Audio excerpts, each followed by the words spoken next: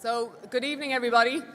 Going to start a little bit early to ensure that we are running on schedule tonight. So, my fellow members, supporters and comrades, it gives me great pleasure to stand before you this evening. It's great to see so many familiar faces in person and great to know that many of you are joining us at home remotely as well. So before I start, I'd like to pay tribute to the entire head office and Leinster House team for all of their work and dedication over the past year and a half. So whether working in the office, on the road, or from home, their work ethic and commitment never wavered, and I'm so grateful for all that they do. And in particular, I would like to give a shout out to Aideen Blackwood for all of the work she did in helping organise this weekend's conference. So I've only had 5 minutes up here, and there's lots I'd like to get through, so I'm going to focus on 5 things. The first of those is our members. So since our last full conference, the membership of this party has contested local and European elections, 4 by-elections, a general election, Shannon elections, Shannon by-elections, and most recently a Dublin-based South by-election. And I think I'm not the only one who will never tire of saying Deputy Ivana Bacik TD. And it was the members of this party who put teams together to support each and every candidate who stepped up, who put their name on the ballot paper and put themselves before the electorate of this country. It was the members of this party that helped form policies and platforms on which these candidates would stand.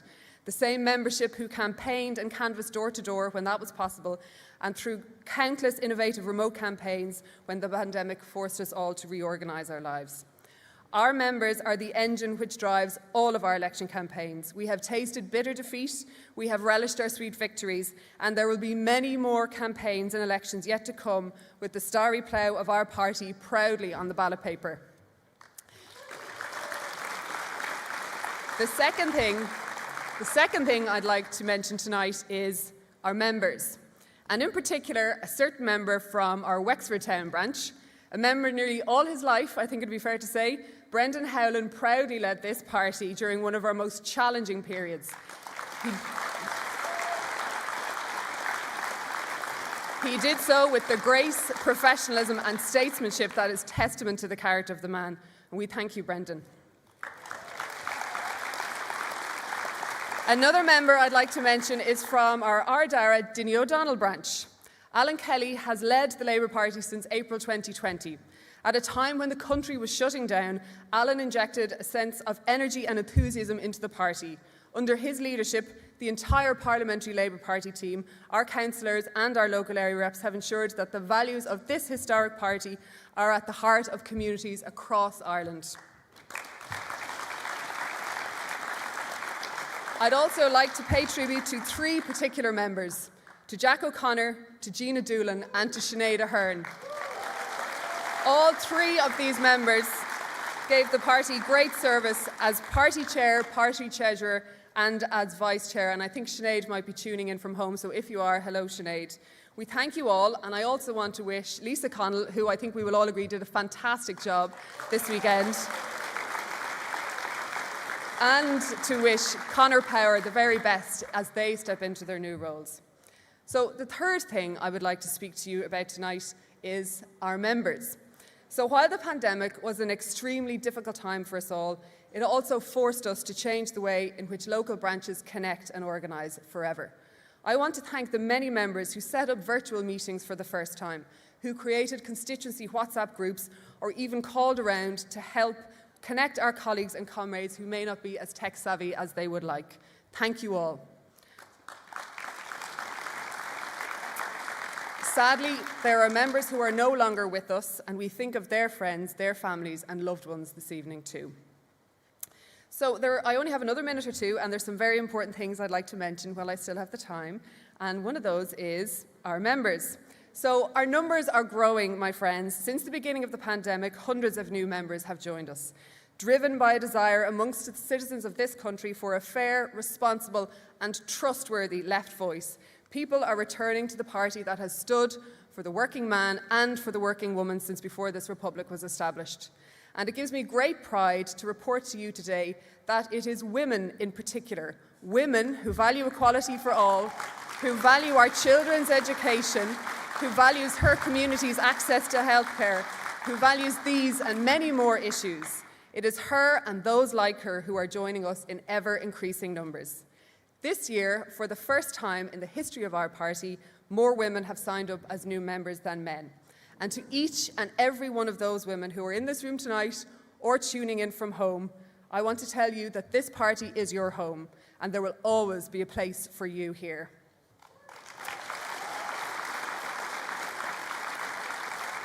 So there were 5 areas I wanted to cover in my 5 minutes, and I'm going to finish on this. Throughout the day, motions have been debated, policies set, officers have been elected, friends, colleagues and comrades have seen each other perhaps for the first time in a long, long time. Many of our dearest comrades are joining us remotely, and some of our newest comrades are joining us for the first time. It is each and every one of you that makes this party the great party that it is. It is the members up and down this country who organise, who engage with their communities, who look around and seek change in their lives and in the lives of their fellow citizens. The membership of this party is one of a steadily growing number of people who believe that a better country is possible, and not only believe it, but are willing to step up and do something about it.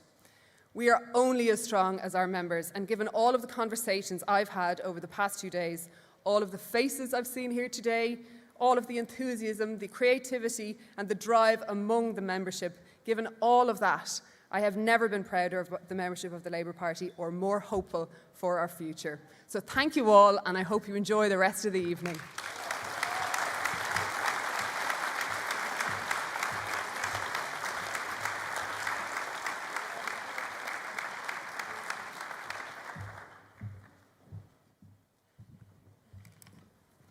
Well, comrades and friends, after that great address by Billy Sparks, I think she deserves a round of applause. A big round of applause.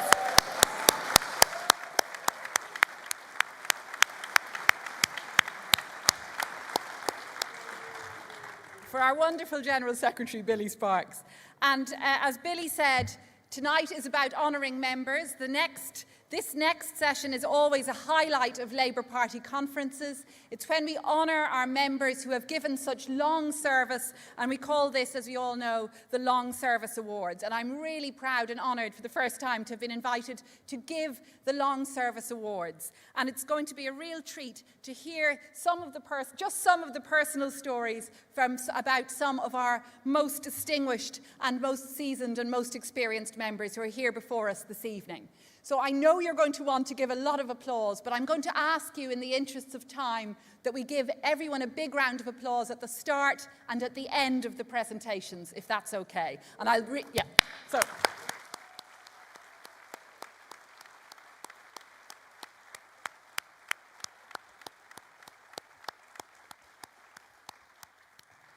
And I just want to thank all of those who nominated members for Long Service Awards, and we'll do them by constituency. So we'll start now, and I just want to thank as well Chloe and Rachel, who are here to give the award, giving the awards out. And we are going to start with Nuala and Niall Green from Limerick and Dublin Bay North.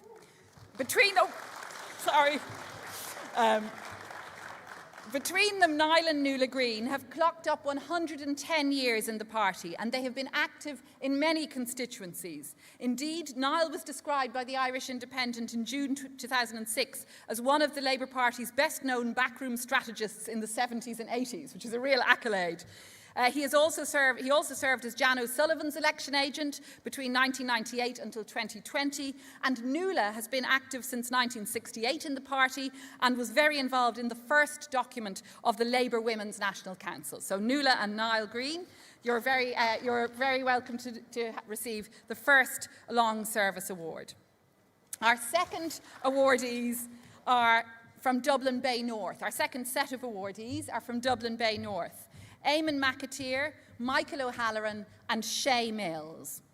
Eamon was a founding member of the Artane Montrose branch of Dublin North Central in the late 70s, And he and his late wife, Jerry, opened their home to all party volunteers at polling stations on election days. And I'm told there are many fond memories, Eamon, in Dublin Bay North. Shay Mills joined Labour in 1971. So Shay, I understand you're celebrating your 50th anniversary in the party this year. Shay is a stalwart of Northside Labour. And my confidence in Dublin Bay North tell me that when Shay agrees with you, you know you're on the right side of an argument. And finally, Michael O'Halloran from Dublin Bay North. Michael, of course, has been a very well-known member of the party since 1952, which is an astounding 69 years for those who are calculating it. He was a candidate in 4 general elections and narrowly missed, I'm told, being elected in 1989 by 220 votes. And I know just how bitter that sort of defeat can be. In 1984, he was elected Lord Mayor of Dublin, and when he retired, he became very busy indeed in establishing the Irish Senior Citizens Parliament to give a voice to older people. So Eamon, Michael and Shay, again, we're delighted to present you with awards.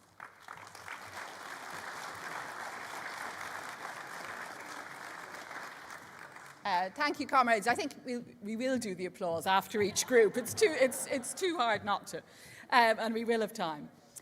Next, from my own home constituency here in Dublin Bay South, delighted to honour Joy Bagster and Mary Flynn.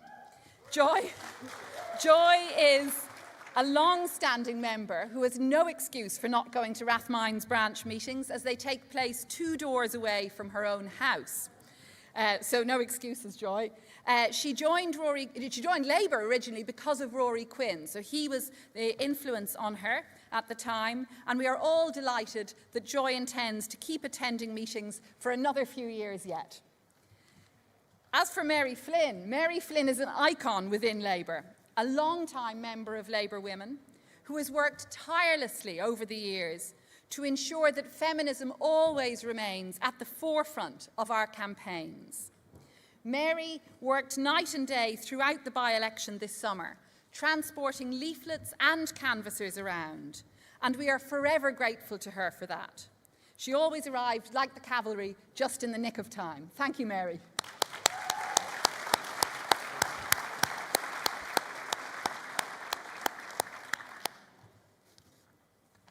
Next to Dún Laoghaire and Jane Dillon Byrne, who, like so many others, needs no introduction.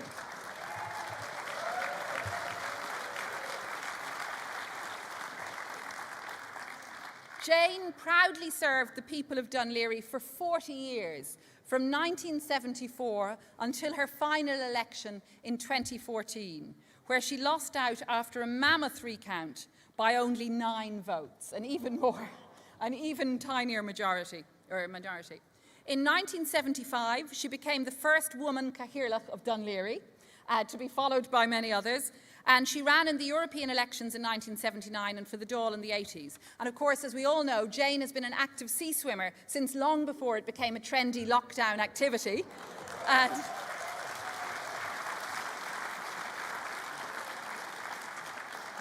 And what's perhaps less well known is that Jane was one of the brave women activists who forced long overdue change at what was formerly the gentlemen-only swimming spot at 40 Foot in Sandy Cove.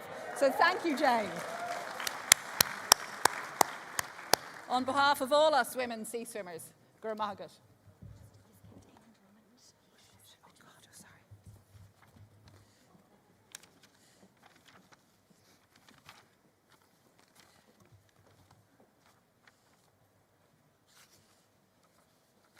Apologies, colleagues. We're just gone a slight out of order. Apologies. And sincere apologies to Eamon Drummond. We skipped the crucial constituency of Dublin Midwest, so I'm very sorry, and an extra round of applause.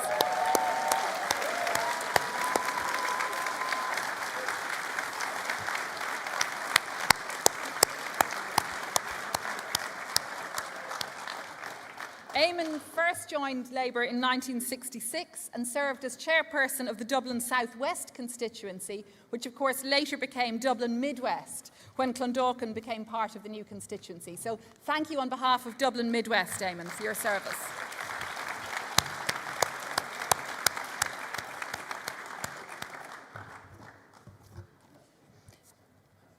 Next, we go to Wexford, and we have 3 nominees in Wexford: Bridget Halligan-Neville, Mary Fallon and Phyllis Gordon.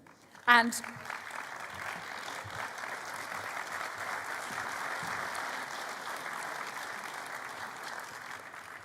Bridget is an active trade unionist and has been a pivotal member of Wexford Council of Trades Unions for decades. She remains active today in trade union activities throughout County Wexford, particularly on local community development.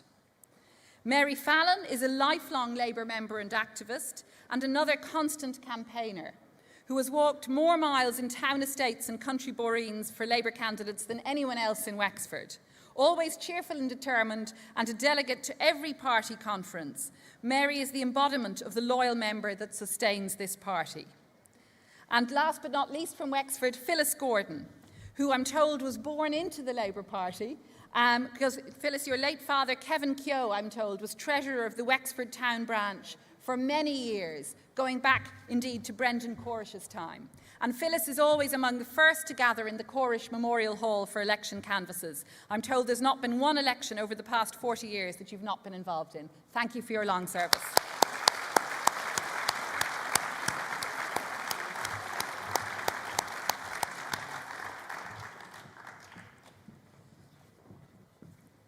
Next to Dublin South Central and Charles Foster. Charles has been a long-time trade unionist and Labour member, not good enough just to be in one jurisdiction, but in 2. He joined the British Labour Party in the summer of 1983, just after the Tories inflicted what was then the party's worst ever post-war defeat. In 1998, he went to work under the legendary Peter Mandelson in the Communications Directorate until the Labour historic landslide election of 1997.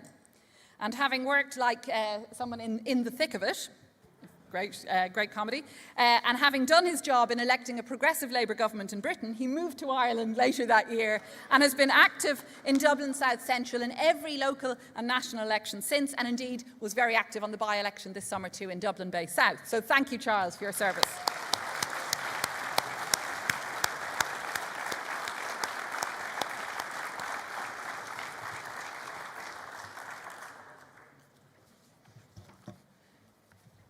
We move from Dublin South Central to Tipperary and to Johnny Whelan, who has been a trade union and Labour Party activist all his life. Johnny worked in the silver mines as a young man, finished his working life in Procter & Gamble in Nenagh, in the lovely Nenagh town, and was the SIP2 shop steward there for many years. He has been a long-time member of the SIP2 branch in Nenagh, a branch synonymous with the Labour Party in Tipperary. And indeed, he canvassed for 30 years for John Ryan. Alan Kelly, our party leader, tells me he simply would not be a TD without Johnny's advice and help. Thank you for your service, Johnny.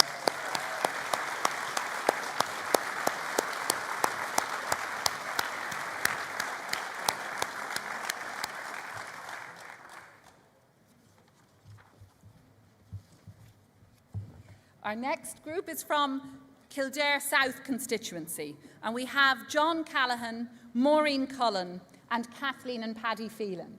You're very welcome.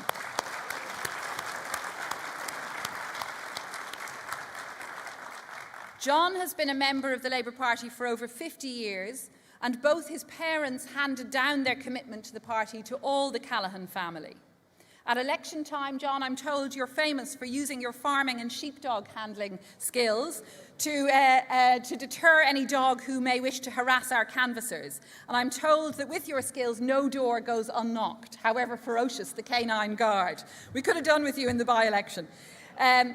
Maureen Cullen joined Labour in Ballator in 1976, some 46 years ago, following in the footsteps of your late beloved husband Ollie, who I'm told had joined the party in 1975.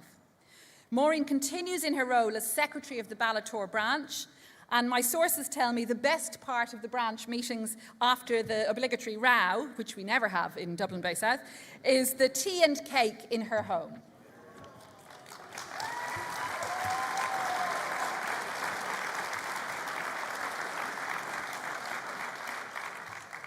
Paddy Phelan from Kilkenny unfortunately cannot be with us himself tonight in person, but his long overdue award will be collected by his loving wife Kathleen. You're very welcome, Kathleen. I know you are a proud Kildare woman who is also due your own award in your own name. And I'm told Paddy joined Labour in Kilkenny in the 1950s and is still a proud member as he enjoys his 90th year. That's wonderful. I'm told you joined Labour 61 years ago as a very young girl, a child, following in the footsteps of your late father, George Doran. Kathleen, I'm told you're a pleasure to canvass with. You always enjoy the banter of canvassing and even see the good in the very few people we meet at doors who may not agree with us. So thank you to you both.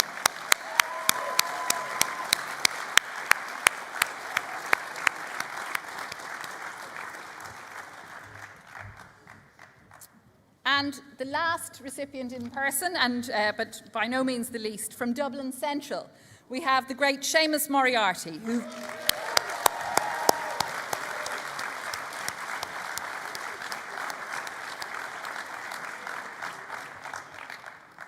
Seamus, I know you've been active for well over 30 years in Dublin Central, hugely involved in all election campaigns at every level, local and national, and that you've held roles at every level of the executive in Dublin Central. Again, my sources tell me that you are a great font of wisdom and a source of encouragement and advice to all candidates, new and seasoned, in the constituency. So again, thank you for your service.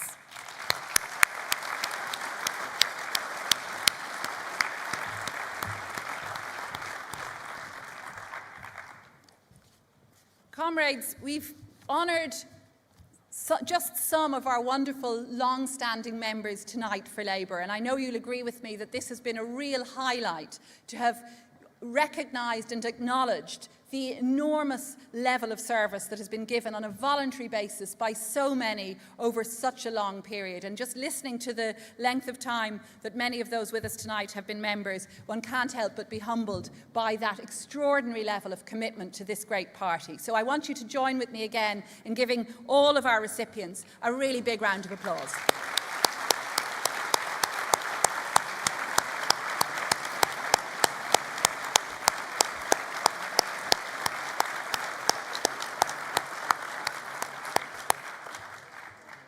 And I want to just acknowledge also those who are nominated for awards but who cannot be with us in person tonight, some of whom I know are watching us online. And just to say a big shout out to you, I'm going to read the names of those recipients out, and I know all want to give a big round of applause once those names have been read out. And again, thanks to all who nominated members for these awards and who gave me such wonderful vignettes and synopses of their experience of them and stories about them in the party. There was a lot more detail and a lot more lovely stories to be told, I know, as well.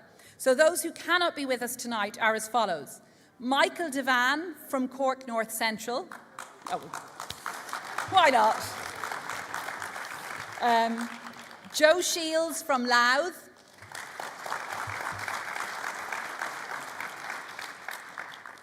From here in Dublin Bay South, the brilliant Alice O'Sullivan.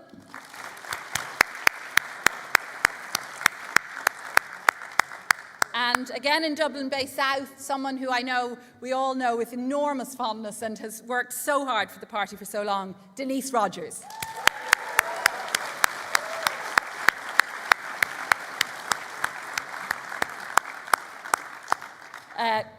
From beside the Lee, from Cork South Central, Jeff O'Sullivan.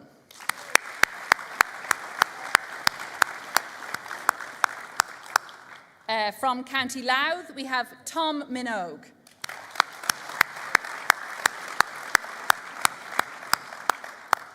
From Dublin South Central, Tom Wall.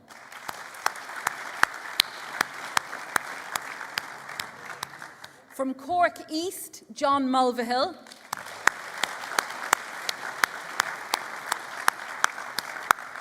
And finally, again from Dublin Bay South, a big thanks to John Marr.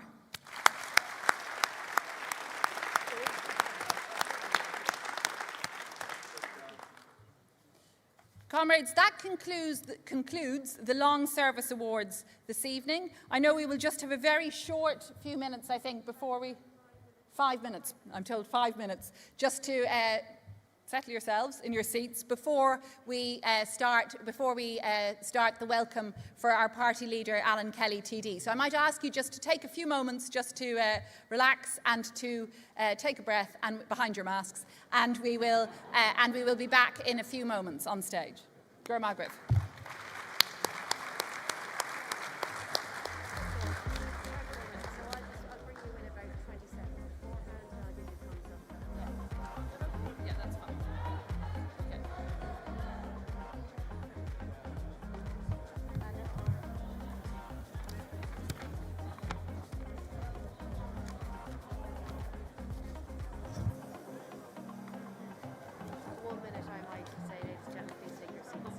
Yeah. Yeah. Okay. Do you want to sit down for a minute? Yeah. Yeah. That was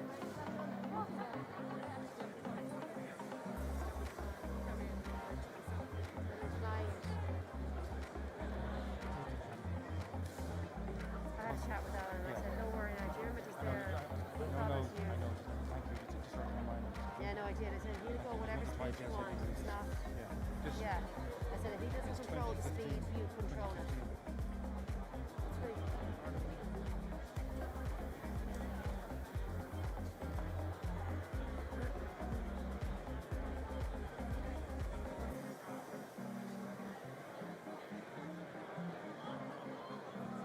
Awesome, would you take a picture of us, Dermot? Look at us. Check. 3 minutes, Ivana. So.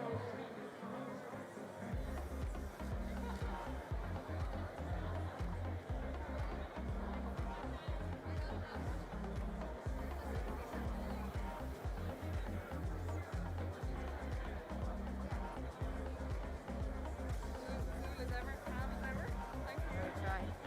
No problem.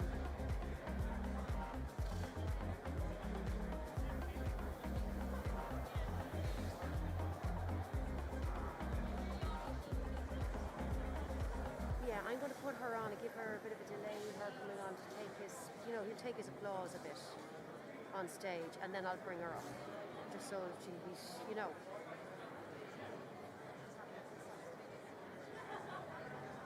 About 2 minutes now, is it?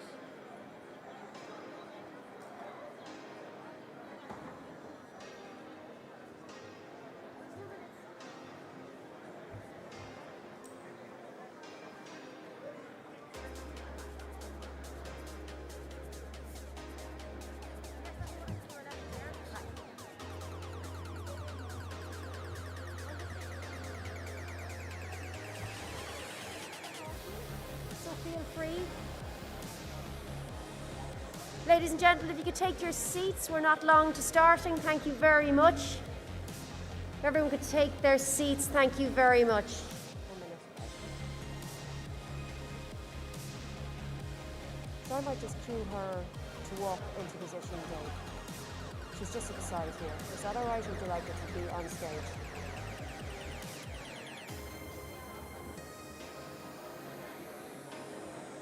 Okay, perfect. Ladies and gentlemen, if you could take your seats, please, everybody. Thank you very much. Should have a bit of quiet, please, in the room. Thank you very much.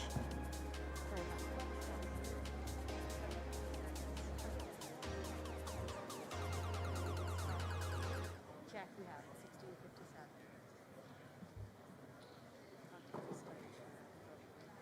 30 seconds. So go up there, and then we'll go over there and give you a thumbs up, okay?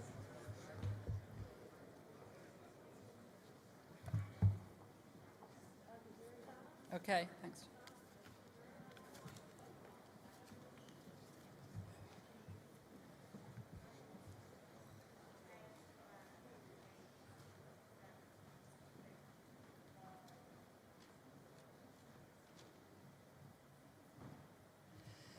Comrades, Akarja Galer, Fáilte Romhaibh, it is an honour for me to address you all tonight and to be asked to introduce our party leader, Alan Kelly.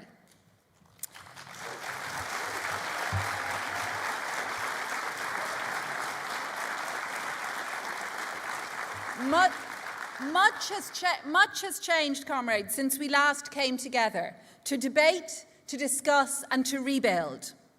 After what has been a challenging time for all our communities as we cautiously emerge through this terrible pandemic, we've been able to pursue our process of renewal with increased vigour, and we are stronger for the discussions that have taken place this weekend. That's what makes our party special. We can honestly debate issues, and we've seen that this weekend. We can disagree with colleagues and comrades, but we do so with respect. And in an increasingly divided world, that is a precious trait and one we should all value. We are certainly not a party whose members simply repeat or parrot a line from on high.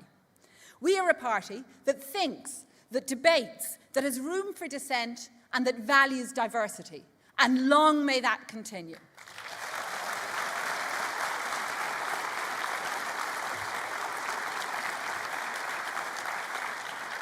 Now, as spokesperson on climate and on childcare, I know that the ideas put forward this weekend will shape our policies on these issues and on the other vital issues, on housing, on care, on community, and on work, that are impacting every person, every family and household in our country today.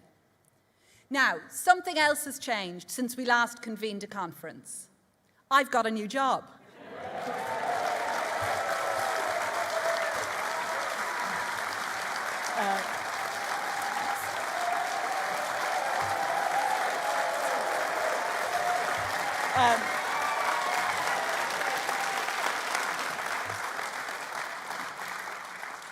Thank you so much. Thank you so much. The Dublin Bay South by-election has proved that we are a winning party. We have proved that when we work together, we have the talent, imagination and determination to take on the big parties and win. But winning is tough. It needs a team, it needs ideas, and having the guts to do something new doesn't go amiss either. But this summer we proved that we can beat all comers, from May Féiners to Sinn Féiners. And I want to thank each and every one of you who came out in such a committed and steadfast way to canvass from this city and this country, the great team in Dublin Bay South, and all of you for your immense support, your generosity and your kindness. Gur maith agaibh go léir. Thank you.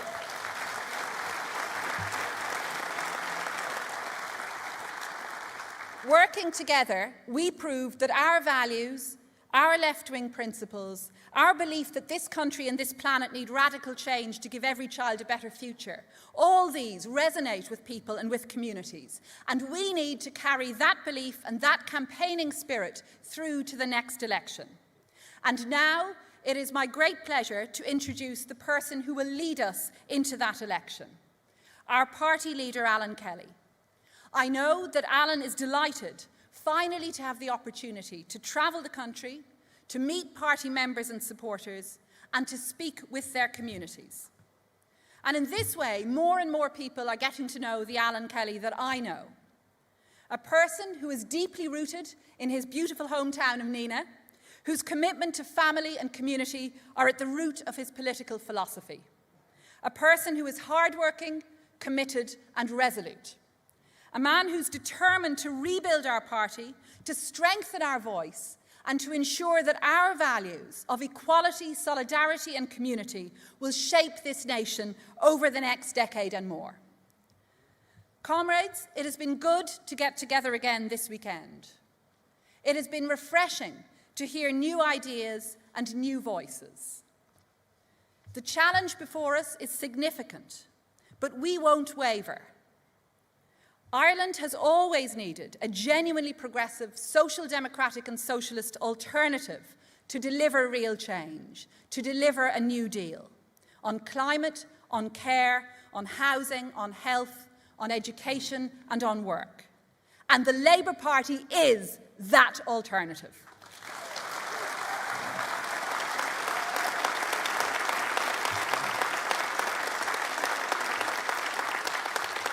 Carja, 100 years ago, our elected Parliament, Dáil Éireann, took a vital constitutional step towards independence. At this historic juncture, a century on, we should take inspiration from the founding ideas of our republic, non-sectarian, inclusive, internationalist. A republic shaped by the vision and empathy of that great Labour leader, Tom Johnson, whose democratic programme placed a priority on the welfare of all children, pledged to constantly improve the condition of workers, and established the principles of liberty, equality and justice for all as the cornerstone of our democracy. Principles worth campaigning for, comrades, principles worth winning for. And that's the task before us. It's a task to which we are all committed, and it's the task to which our leader, Alan Kelly, is committed. And he is working tirelessly to achieve that for us all. Conference, please welcome our party leader, Alan Kelly, TD.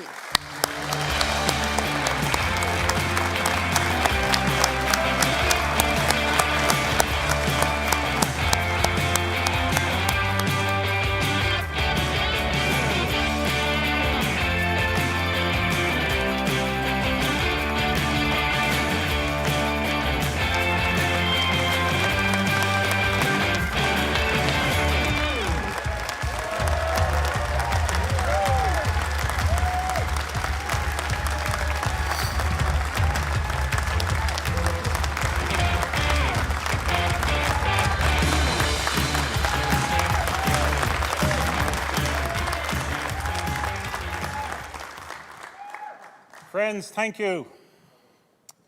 I might be from Tipperary, obviously the home of hurling, as you all know, and the Labour Party, but I'm so proud to speak to you tonight from the historic Round Room here in the Mansion House in Dublin. Over a year and a half ago, I was elected leader of the Labour Party, the proudest day of my life. Little did we know what lay ahead of us. COVID has changed everything, and it's still with us. It brought us back to our communities and our core values. I'm from a small village called Portroe, just outside Neenah. We all rallied together, like everywhere else. Neighbours looked out for each other, got the groceries, made sure people were okay. We didn't know what lay ahead. But out of fear came a great strength, our Mehel, and we are coming through it together. But it did make us question who we are, what we want from our lives, and what we want from our futures, what kind of Ireland we want to live in. I know personally it made me reconsider everything.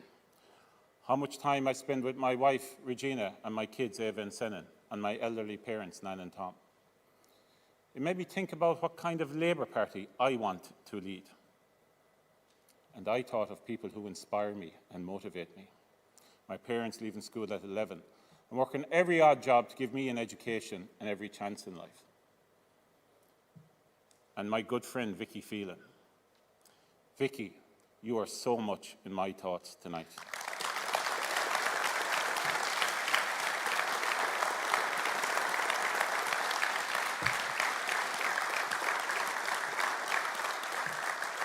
We will always be grateful for your struggle for truth for the women of Ireland.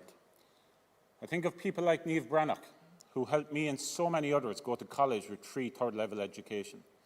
People like Jim Kimmy and Mervyn Taylor and their inspiring work on equality. And not to forget Tom Johnson, the first leader of the Labour Party in the Dáil, and in my view, the most underappreciated politician in Irish history.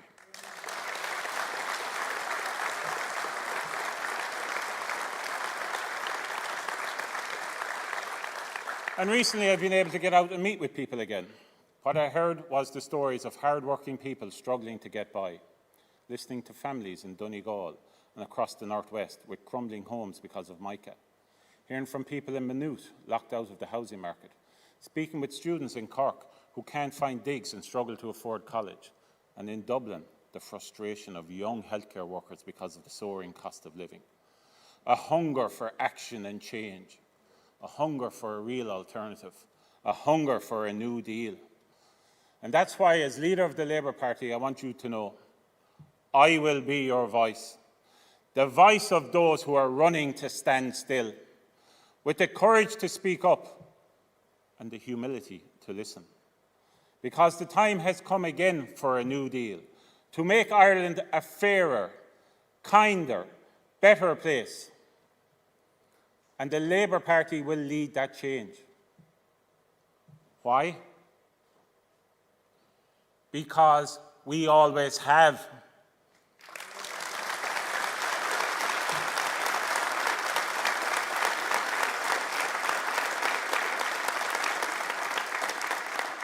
You see, we have served before, and we will do so again. That is what informs my politics. I'm not interested in running for office just to get elected, or being in government for the sake of it. I am passionate about delivering a real alternative for our people. And by God, do we need that.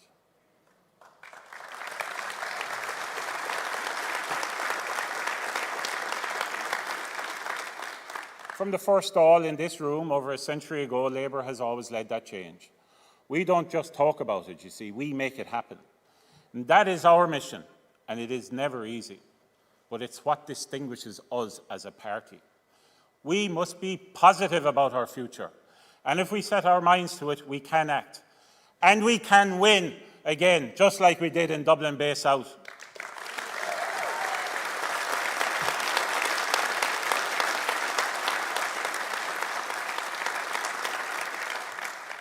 Because in Ivana Bacik, the Labour Party offered a real social democratic alternative, and the public responded to our positive message, a message of real change rooted in our values. COVID has been the great disruptor. Our expectations of what the state can do for us changed overnight. People have come around to a Labour point of view. Unlike others, we always knew the market couldn't solve everything. But the pandemic showed people why. In a crisis, you expect solutions from the state. If we can act so strongly when we really had to, then why are so many problems still so bad? We can't continue as normal because the Labour Party believes normal was the problem in the first place.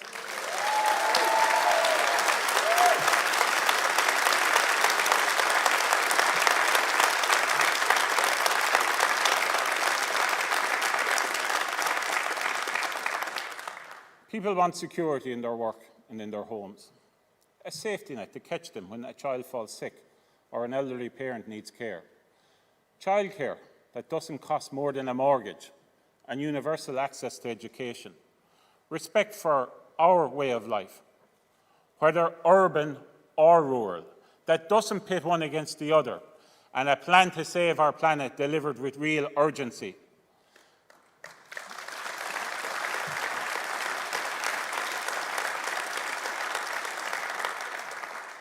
You see, there can be no going back to the way things were before. And it's why this weekend, my party, the Labour Party, is calling for a new deal for Ireland, for workers, for housing, for care and for climate.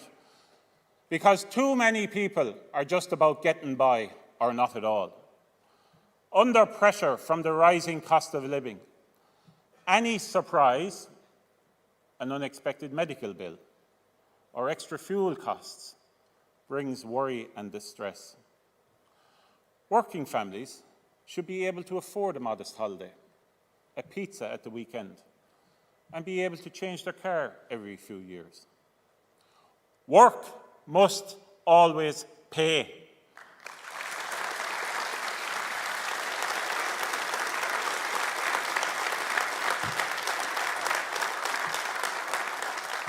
And we must ensure that people who work or want to work are not struggling to get by and see the Labour Party as their political home. That's the party I will lead.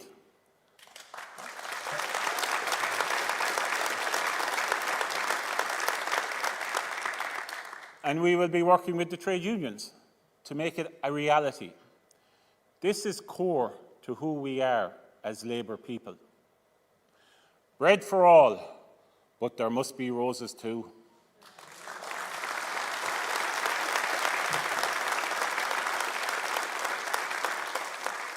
And you know what? It starts with a living wage and full trade union rights for all workers.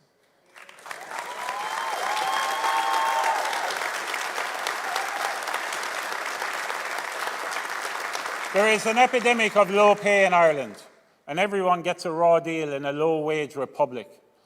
Women and young people are affected most. Ireland pays a high price for low pay, and COVID has shown us who we can really depend on in a crisis. Care and retail workers, our cleaners, our delivery drivers, our transport workers, so many essential staff, all deserve more than a bowl of Boss. Because you know what? Claps don't pay bills or put food on the table. The latest increase in the minimum wage won't even keep pace with inflation. And the gap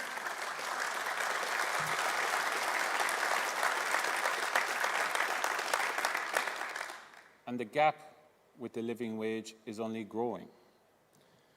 That's why it's time this government used the Low Pay Commission that Labour set up to deliver a living wage once and for all.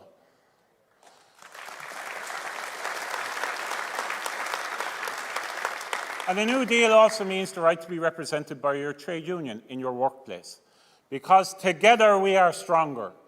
Countries with more people in trade unions are fairer, and that's a fact.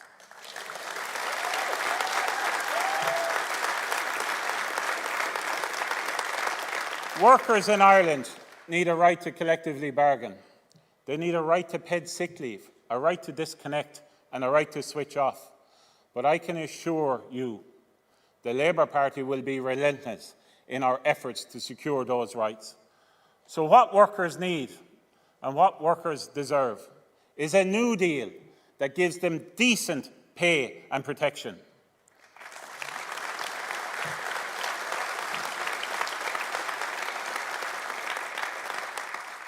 And people also need secure housing, because our housing system is fundamentally broken.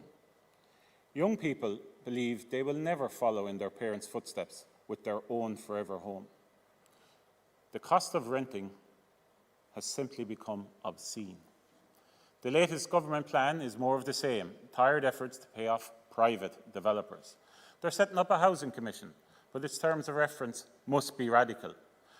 We're still not building enough homes. A whole new class of absentee institutional landlords is being created instead. Where is the radical state action to deliver homes? Where is the ban on evictions? Where is the referendum to deliver a right to housing? And where is the rent freeze?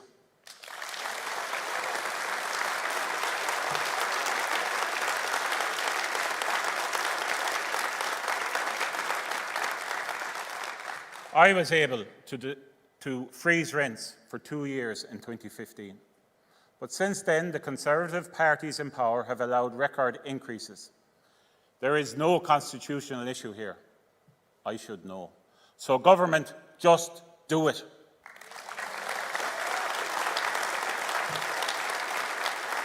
Ireland also needs a new deal on care that finally delivers on childcare, education and health. At every budget, Labour puts forward our alternative, fully costed proposals, and we're upfront about how we would pay for it. By taxing wealth, not work, and by closing many loopholes. Too many parties are peddling that myth that we can have both tax cuts and public spending. It's a con job.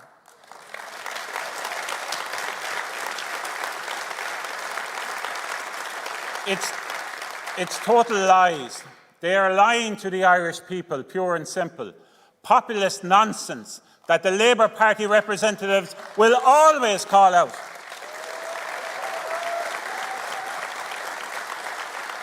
None of us like paying taxes, but we can't have decent services without them.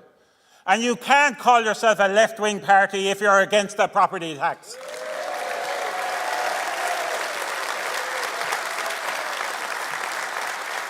Our mission is to deliver services that reduce the burden on working families rather than forcing extra costs on them. This is the reality of Ireland today, and the government is doing little to help. Inaction is the only action they know. We will keep campaigning to put in place universal public childcare schemes. We want equality for children, affordability for families, and fairness for professionals. And we need to cut costs for parents by ending the dreaded voluntary contributions, investing in disadvantage, and giving every child free school books. Now is the time to finally tackle the role of religion in our hospitals and schools too. And our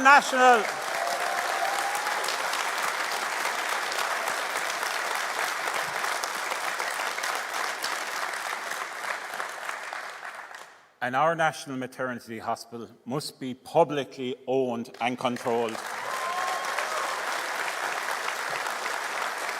And our education system made fit for purpose for modern Ireland. We need to change our constitution to recognise all modern families and give citizenship to all children born here in Ireland. But friends, this evening I want to pay tribute to our frontline healthcare workers. Once again, their workplaces tonight are under severe pressure. We must do all we can to help them. We need a commitment that early next year booster shots will be rolled out to everyone, and we must show solidarity with the rest of the world and share our spare vaccines. All of our closest neighbours managed to reward their frontline healthcare workers. Only this shambolic government could mess it up. Trolley numbers continue to rise, and nearly 1 million people are on waiting lists. What kind of country allows a child like Adam Terry wait 4 years for scoliosis surgery?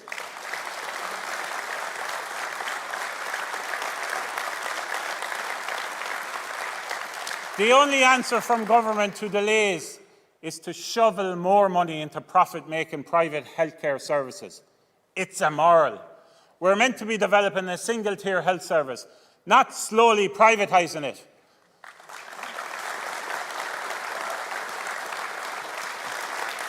If that approach continues, we will never develop the capacity or the skilled workforce we need. The chronic underfunding of our disability services continues. The rollout of Sláinte Care has been neutered and momentum stalled. Labour would ensure a single-tier health service was an absolute priority. And we also can't delay anymore on climate action. Only the state can take the action that is needed to deliver a just transition for workers and families that unites people rather than divides urban and rural communities. We need a new deal on climate change, now, not in 5 years' time.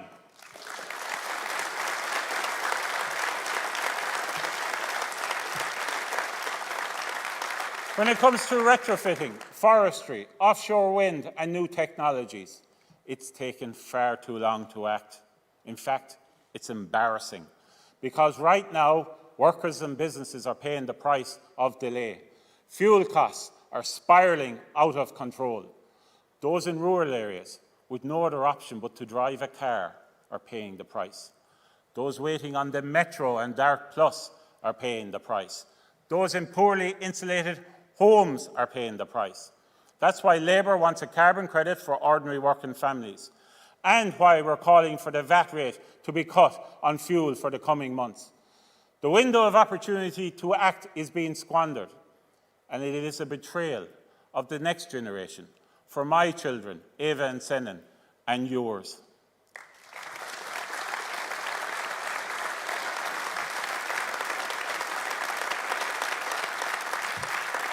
Because a generation is being left behind. And just as the pandemic made us question everything, so has Brexit. And that new generation, North and South, are talking about what future our island will look like. What an agreed and united Ireland could look like. And not just for narrow nationalism, but for all who call our island home. Because tens of thousands of people who live here are proud of their Britishness. We cannot pretend otherwise. And we've had enough of Johnson's games on the protocol. It must stop. It's simply putting our peace at risk. Since 1912, the Labour Party has worked to achieve that shared peaceful future. Our starry plough has been an enduring symbol of our journey, and the trade union movement that gave birth to our party has always represented workers from all communities, and we must learn from them. We must learn from their work. Our Labour Party members in Northern Ireland too want to play their part, and I will work with them so that we are ready to stand when the time comes.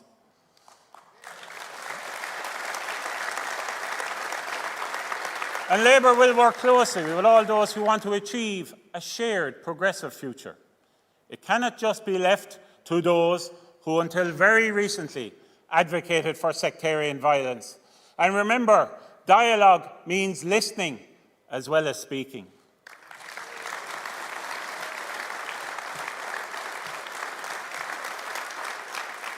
That's why we're at a crossroads. There is a lack of depth in much of Irish politics at the moment. Too much governing by sound bites and leaking. Ministers more concerned with chasing headlines than changing Ireland. And there is a lack of space for reflection and understanding, a lack of political philosophy and intellectual rigour. Our President, Michael D. Higgins, stands out as a true leader. Labour politics and my own politics are grounded in his politics. It's how I was reared. Let me be clear. I am a Republican in the truest sense of the word, but I'm a Social Democrat first.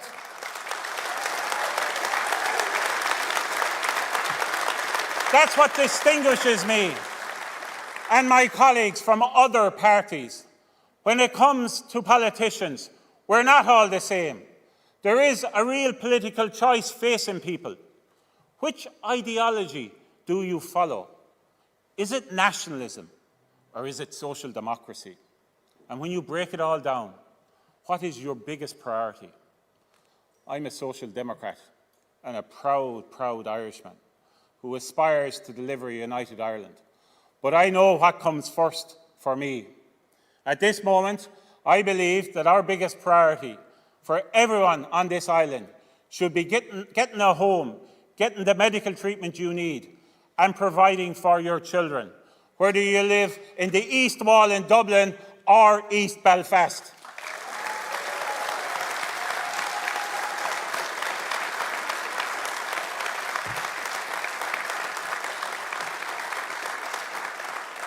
And those priorities must be central to the next election and the next government. And if the Labour Party is to enter government, it will only do so under two conditions. Firstly, will our core policies be implemented? And secondly, can we trust the moral compass of those who aspire to govern with us? Because the tone of political debate really, really matters now. Some parties in the current government think they have a right to always govern, while others in opposition go around arrogantly acting like their ascension to high office next time is just inevitable. Neither are true.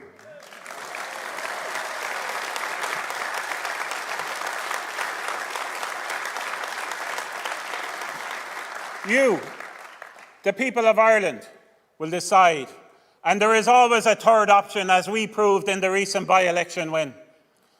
We have a positive vision for the future of our island, and we will offer a real electoral alternative in the Limerick mayoral election. Because at our core, we believe in always putting people first.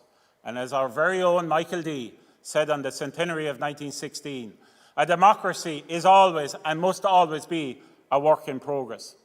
This is why we work together to shape policies, to make Ireland a fairer, kinder, better place. This work is not easy. It takes a vision of where we are going and action to get us there. It challenges us to lead the change and bring everyone with us. We want a new deal for Ireland on housing, on climate, on care and for workers. Come join with the Labour Party, my party, our party, and let's get to work on a new deal for Ireland.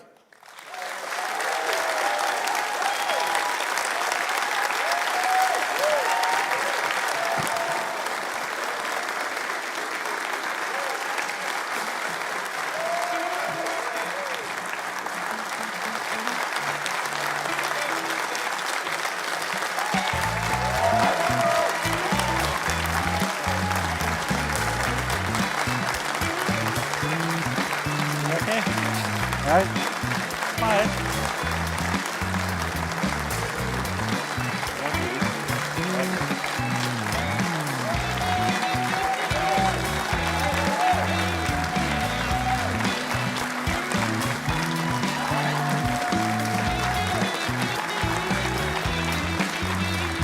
Knee kiss. Knee kiss. Proper kiss.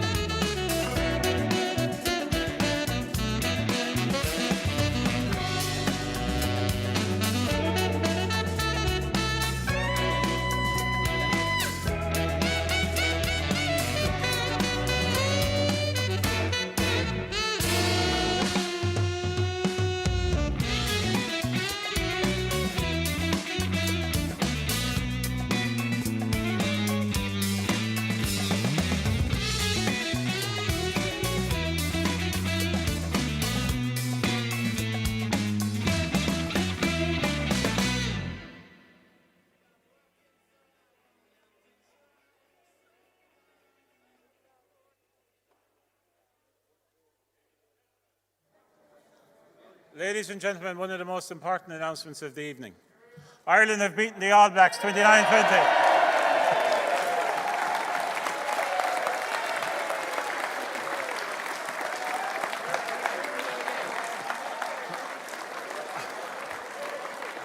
So we have a number of reasons to celebrate.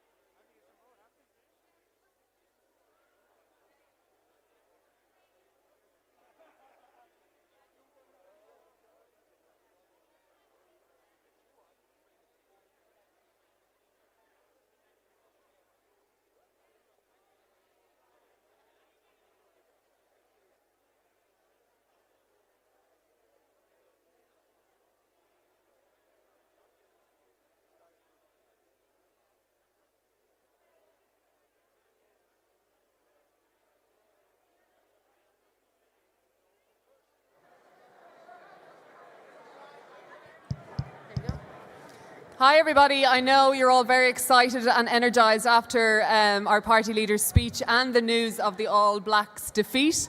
However, we still have some very important business to attend to tonight, so I would appreciate if you could take your seats, and we're going to work through our Thirst for Justice Award, the inaugural Cormac O'Brien Award, and then we're going to show you our new political video before closing off with some speeches and presentations. So just another hour to go, but I promise you it'll be an entertaining hour. Thank you all. Kick off.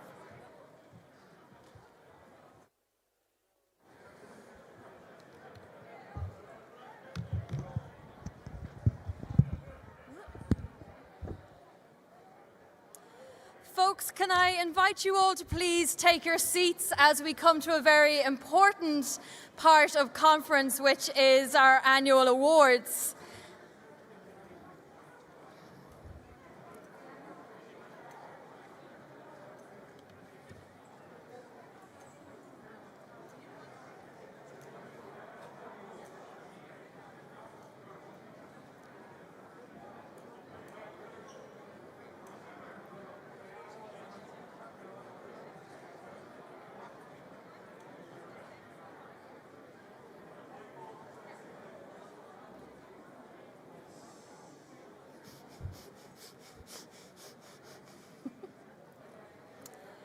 Okay, thank you very much, folks, for your attention. First of all, can I once again thank our party leader, Alan Kelly, for his incredibly rousing call to action to all the members of the party and for giving us the real razzle-dazzle of the future that we have under his leadership and how we are going to move forward as a party. I now have the immense privilege of presenting our two party awards. I was very happy to be asked to present these awards, as it's always been my favourite part of conference, and I see many people are very excited for who's going to receive the awards tonight. The first award is a long-established tradition in the party, the Thirst for Justice Award. The Thirst for Justice Award is presented to a person, group or organisation which has stood out over the last year as a leader in the fight for fairness and justice in Ireland. Previous recipients include the Dunnes Stores workers, the Together for Yes campaign, and I'm incredibly proud that tonight the Better Maternity Care campaign will be joining that list of recipients.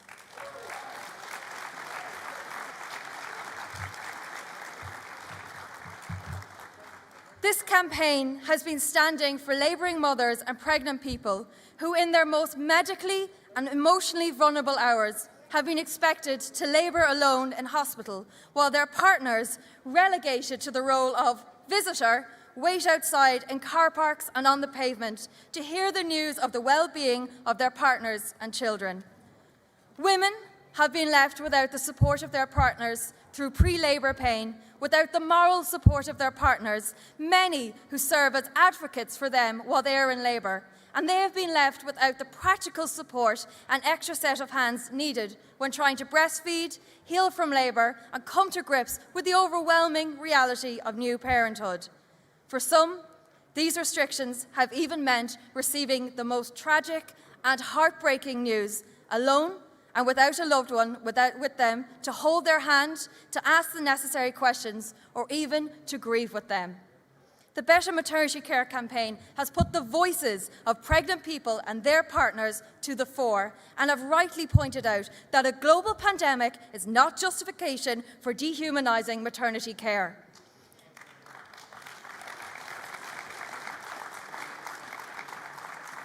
Before I invite the recipients up on stage, it would be remiss of me not to reference one of the coordinators of the campaign in a personal capacity. If it were not for Linda Kelly, I would not be here on this stage today. When I was only 17 years old in my first year in UCC, whoop Cork, she came over to me and encouraged me to get involved in the union. And I cannot emphasise the impact that had on my life. And because of her kind words, her encouragement, I'm here today as a senator, able to stand and award her and her colleagues, brilliant campaigners, brilliant activists, this Thirst for Justice Award. So I would like to welcome Linda Kelly, Emma Carroll and Gary Cross here tonight to receive this reward. And I want to acknowledge the campaigners who are not going to be here this evening: Sandy Connolly, Caroline Cumming, Liz Kelly and Siobhan O'Donoghue. So please welcome, give an absolutely enormous Bula Busmore.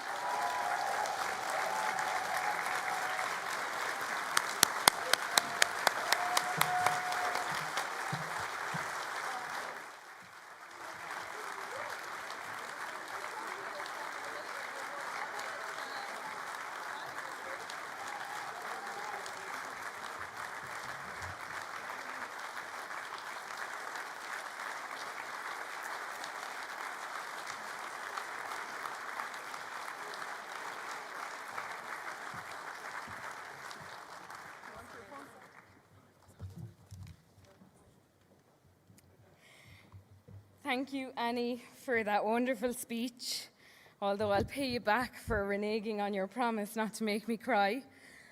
I am incredibly humbled and a little overwhelmed to accept the Thirst for Justice Award tonight on behalf of the Better Maternity Care campaign. It's a special moment of recognition for all of us, but especially for me as a proud Labour Party member in Cork North Central. Our thanks to Alan, to Billy, Lisa as our new chair and Alison as Lord Mayor for all of your support and kindness around attending conference today. So where do I begin to fill the 10 minutes Billy told me I had? There is so much to say about this campaign that has become a movement, and I would need a couple of days over multiple cups of tea and a few bottles of wine to really do it justice. But for now, I want to talk first about solidarity. In particular, the solidarity shown to us from the Labour Party and what it has meant to us as a campaign. When I heard then Taoiseach and Fine Gael party leader Leo Varadkar use the word solidarity in his address to the nation in March 2020 from Washington, I turned to my husband and said, "We are really in the twilight zone now." The word has been thrown around a lot during COVID, and often by people who do not have an understanding of what it means.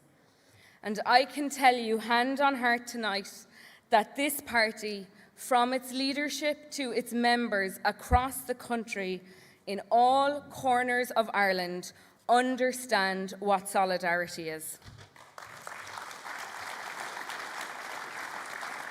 In the early summer of 2020, I was fast approaching my due date with my second daughter.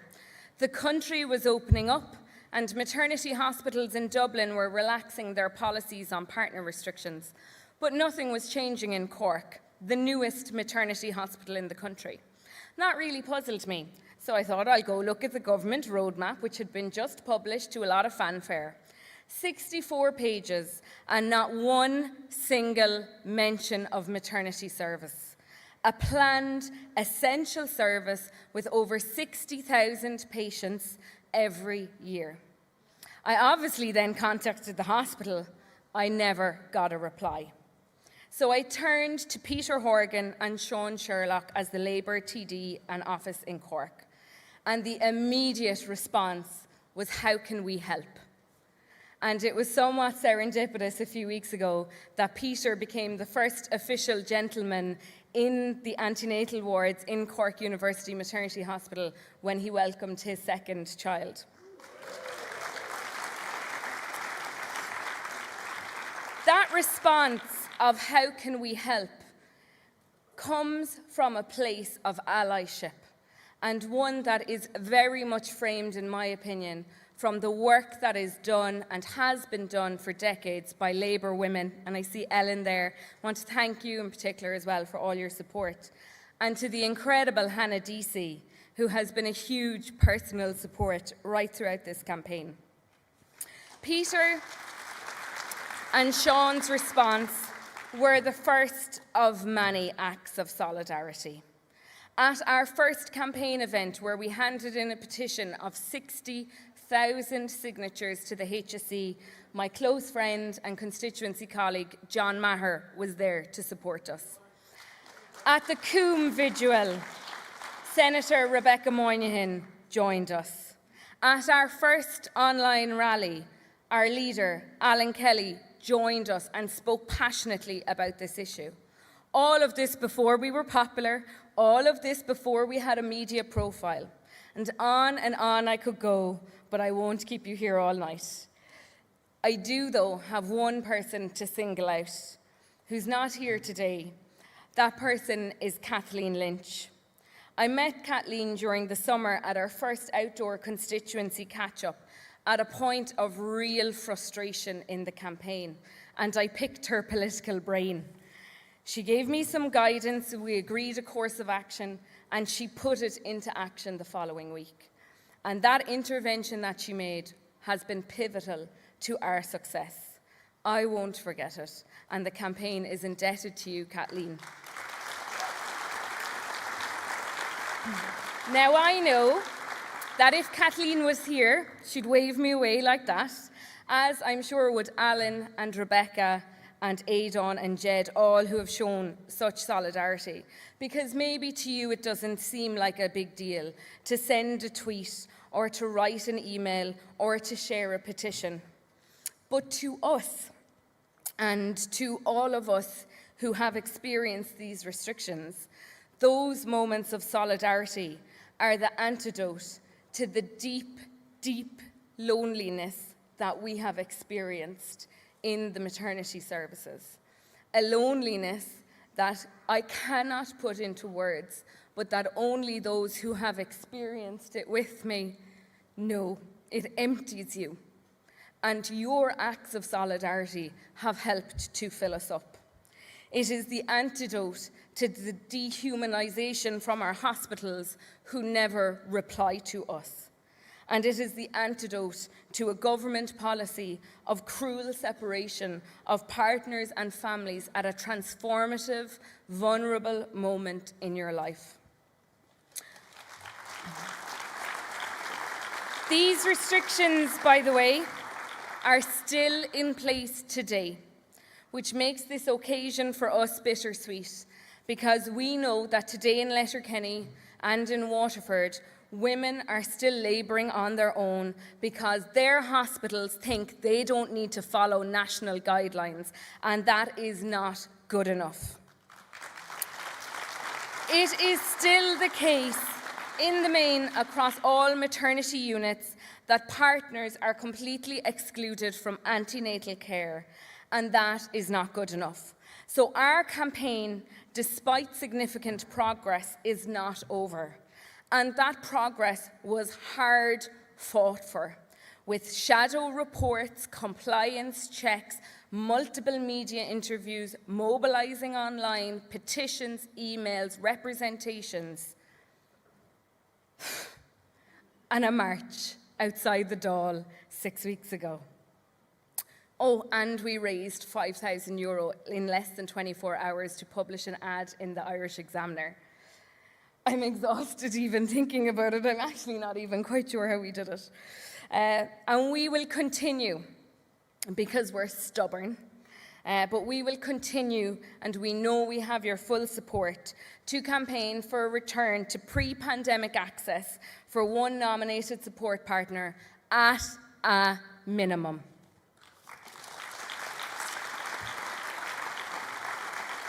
There is another reflection that I would like to leave with you all this evening. Never doubt a small group of thoughtful, committed people can change the world. Indeed, it is the only thing that ever has. This quote from US anthropologist Margaret Mead has always resonated with me, and it's an apt description of the Better Maternity Care campaign. Because at the nexus of this campaign are 6 ordinary women. Emma Carroll, who has given voice to thousands of families through the account In Our Shoes COVID Pregnancy. Sandy Connolly, who keeps our politics right on inclusiveness and support for each other. Liz Kelly, who provides expert guidance on all issues related to maternity. Siobhan O'Donoghue, Executive Director of Uplift, who sets our goals and keeps us moving. And Caroline Cumming, who started it all with a petition and continues to be the positive lifeblood of the campaign. We are not superheroes. We are just like you, managing busy lives and families, work, love, education, you name it, we're doing it too. We started this campaign simply by deciding no. I will not accept this standard of care. I will ask for better, and I will demand more for the women and the families that are coming after me.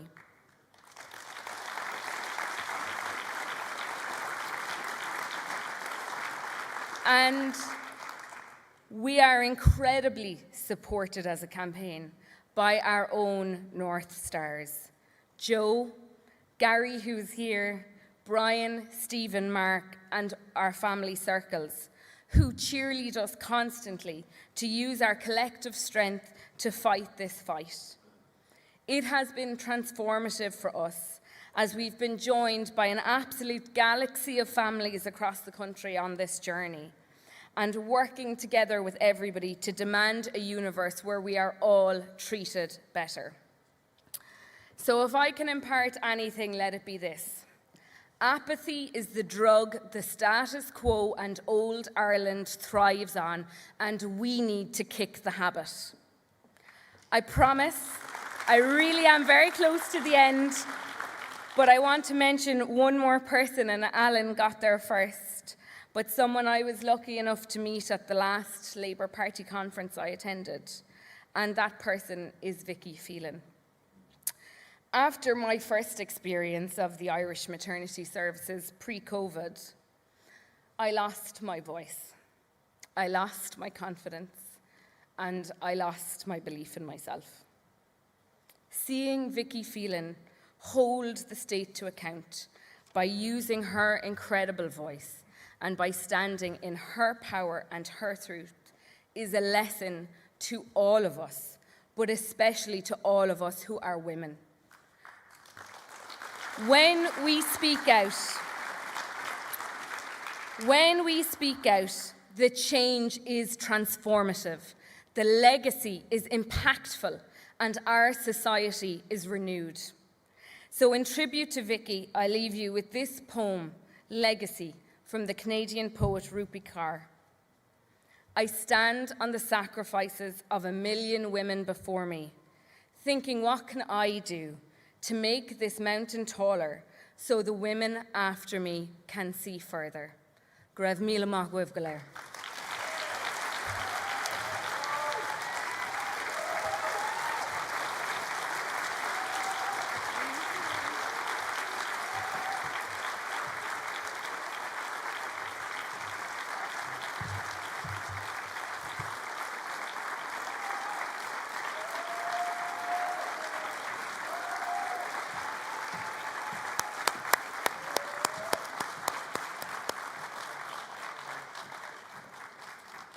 I have to say, when Linda said that we are not superheroes, that they are not superheroes, I don't think Linda and I have ever disagreed on anything before, but I absolutely, unconditionally disagree with that statement. Linda and the campaigners in the Better Maternity Care campaign are my superheroes, they are the Labour Party superheroes, and quite frankly, they are the nation's superheroes, so please give them one more big hand.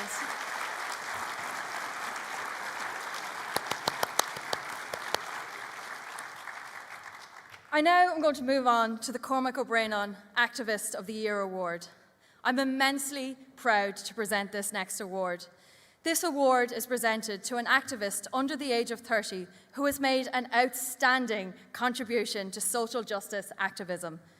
The winner is selected by Labour Youth, and it is dedicated in memory of Cormac, who passed away tragically in 2019 while he was serving as chair of Labour Youth. This is the inaugural award to honour Cormac's memory and acknowledge not only his activism, but how he encouraged and supported activists younger than himself. Before we announce the recipient, I'd like to acknowledge the O'Brien family who are here with us this evening. Cormac's parents, Lou and Eva, you are so very, very welcome here tonight, and I want you to know how much of an inspiration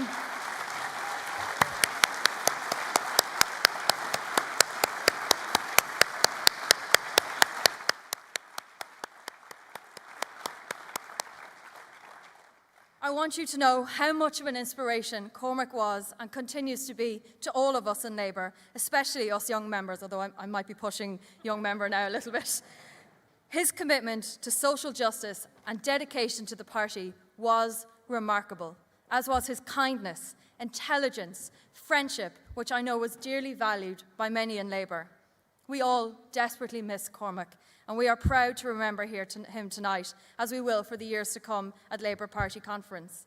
I want to just quickly reflect on the first time that I met Cormac. It was when I was working in the Michael D. Higgins campaign, and he came in. He was doing his Leaving Cert, I believe, and this incredible, remarkable young man came in, and we were just blown away by him. He was so enthusiastic, he was so committed, he was working 20 times harder than the rest of us, and he was studying for his exams. And I remember just thinking, we are so lucky to have young people like him shining a light for us, and I was just blown away by him. I'm also immensely proud to present this award to a more than worthy recipient. Kieran Freeman is a campaigner, an activist, and a third-year general nursing student who has been a key figure in the campaign for student nurses and midwives to receive fair payment for their hard work during the COVID-19 pandemic. Anyone who knows me knows how close of an issue this is to my heart. Our student nurses and midwives have played a key role in keeping our health service running for years. However, their presence on wards and hospitals during the COVID-19 pandemic placed them on the front lines of a health crisis, which was daunting to nurses and doctors who had decades of experience. Yet those student nurses and midwives rose to the occasion, and they did more than their fair share in getting us through this pandemic. In the face of all their work and the fact that they are not paid, even the most minimum basic of wages is absolutely disgraceful. I just want to take a moment to reflect of the incredible nurses who held hands of some of our loved ones, who held hands of our friends, who were the people who were there on their last moments during this pandemic. And I want to, from the bottom of my heart, and I'm sure from the bottom of many people's hearts here tonight, thank those student nurses for the incredible, selfless time and work they gave to our loved ones, friends and family.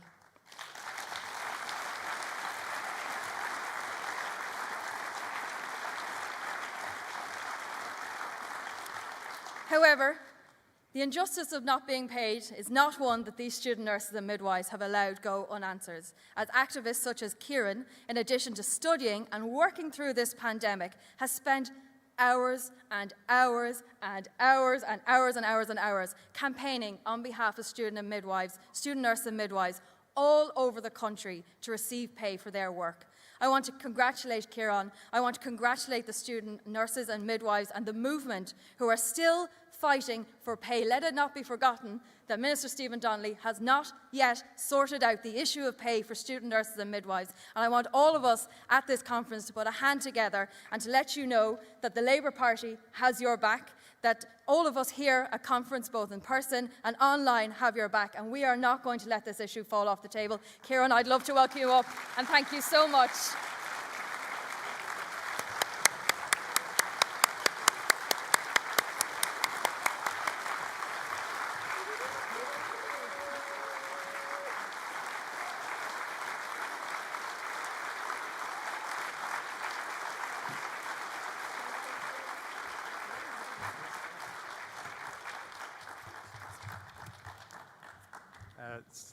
Thanks very much, everybody.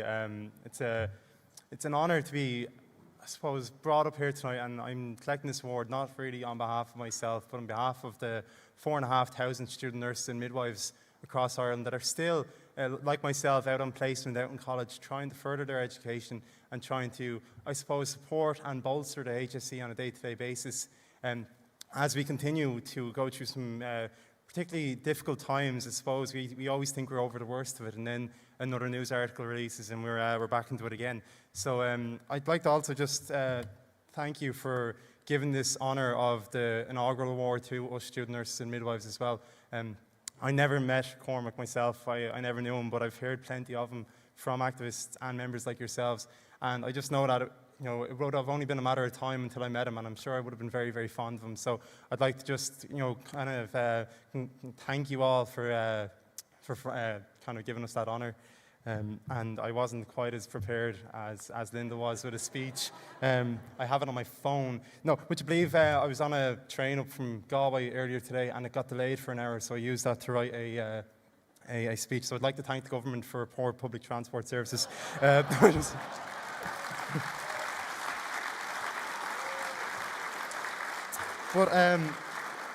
And I'd also like to thank you for the chance to talk to you about our campaign, should I say, and my involvement in it. And it's probably the first time I've gotten to preach to, the converted about it. I'm not trying to convince you about anything, but I want to kind of really reinforce what we were trying to get across throughout it, why it's not finished yet, and what it really means for the island of Ireland as opposed to just the student nurses and midwives. Obviously, for us, our campaign it really started back in February of 2020 when the first coronavirus case was discovered in Ireland. And I remember being in University Hospital Galway on placement when we got word that the first case of COVID in the West had been diagnosed in our hospital. And I remember originally being pulled from placement based out of caution, and then about 3 weeks later we were informed that we were to attend our placements as normal, and that was back before the masks were a thing, before we knew anything about the virus, and we were told to go back to placement, and we did, despite seeing news reports of incidents like Italy and New York where hospitals were overflowing and people and healthcare workers were really becoming affected by the virus.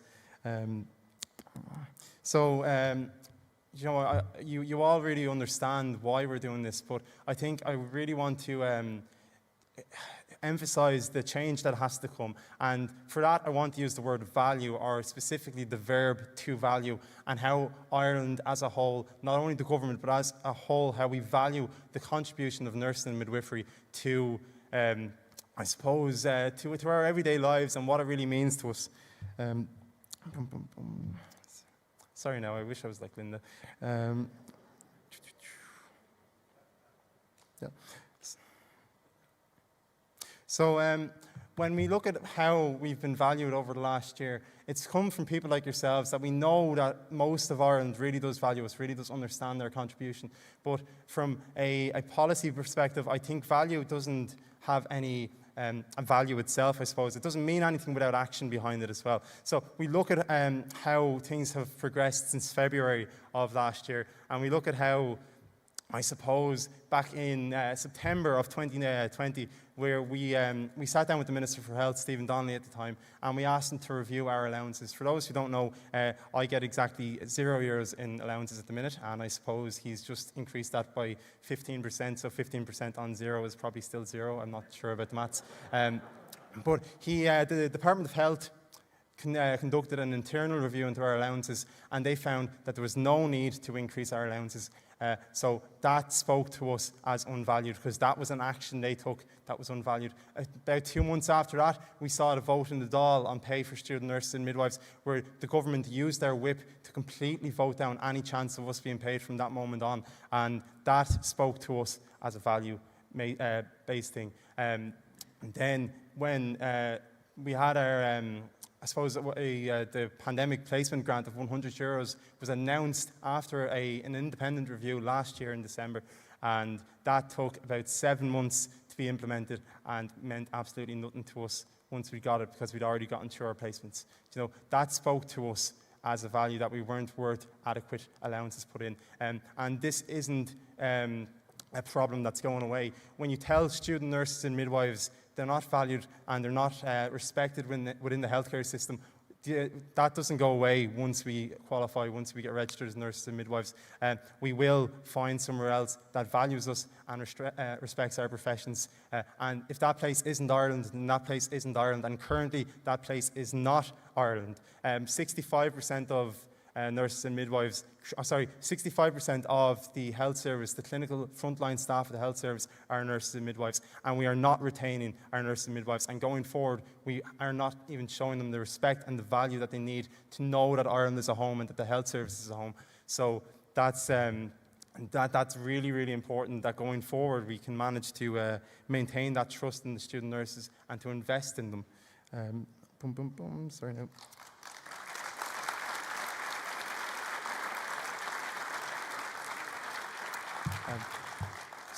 Each student nurse and midwife does deserve a future in Ireland, and I think we can all agree that you shouldn't be so cynical of your placement experience that after you qualify you look to other countries as the grass is greener on the other side alternative.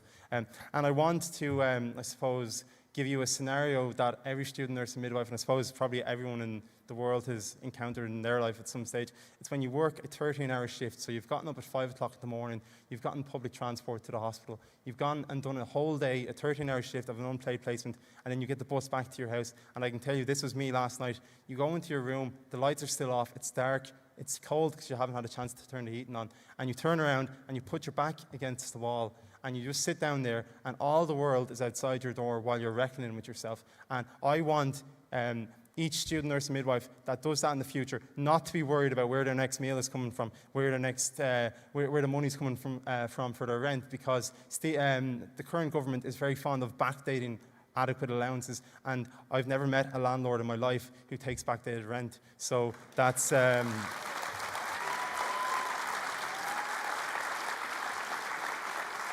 again, that speaks to us as student nurses and midwives, and every time we're approached or supported by the likes of yourself, it speaks to us, and it really does reinforce the drive to keep going with this campaign.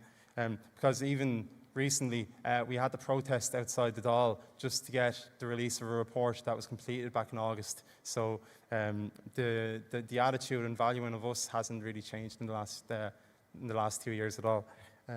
And I want to just leave with a small quote. It's a quote by someone very important to myself, which is me. And it's that going forward, there's no healthcare in Ireland without nurses and midwives, and there's no nurses and midwives without the student nurses to become them. So I really, really implore you in every aspect of your life, both within labour and outside of it, to amplify student nurses, amplify our voices, amplify our campaign, and involve yourself with it where possible. Thank you very, very much.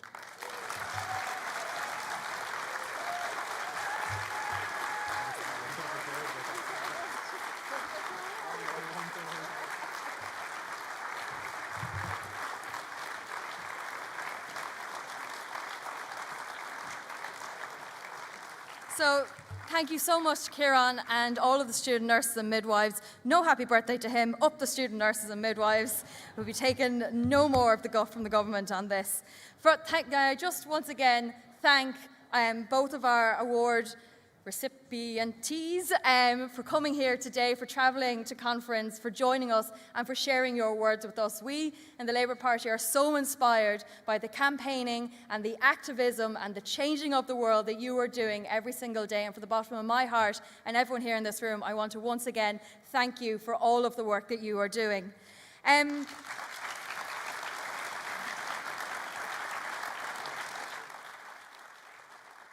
As you know, at 5 to 9 tonight, we will have a short video going out on RTE television. And I would tell you to set your clock so you can watch it, but actually you get a little sneak preview here. Woo! So I'm going to get off the stage and I'm going to let you see the video that we are going to have going out this evening on behalf of the Labour Party, on behalf of the PLP, on behalf of the membership. It'll be on RTE at 5 to 9 tonight, but enjoy the sneak preview now. Thank you so much.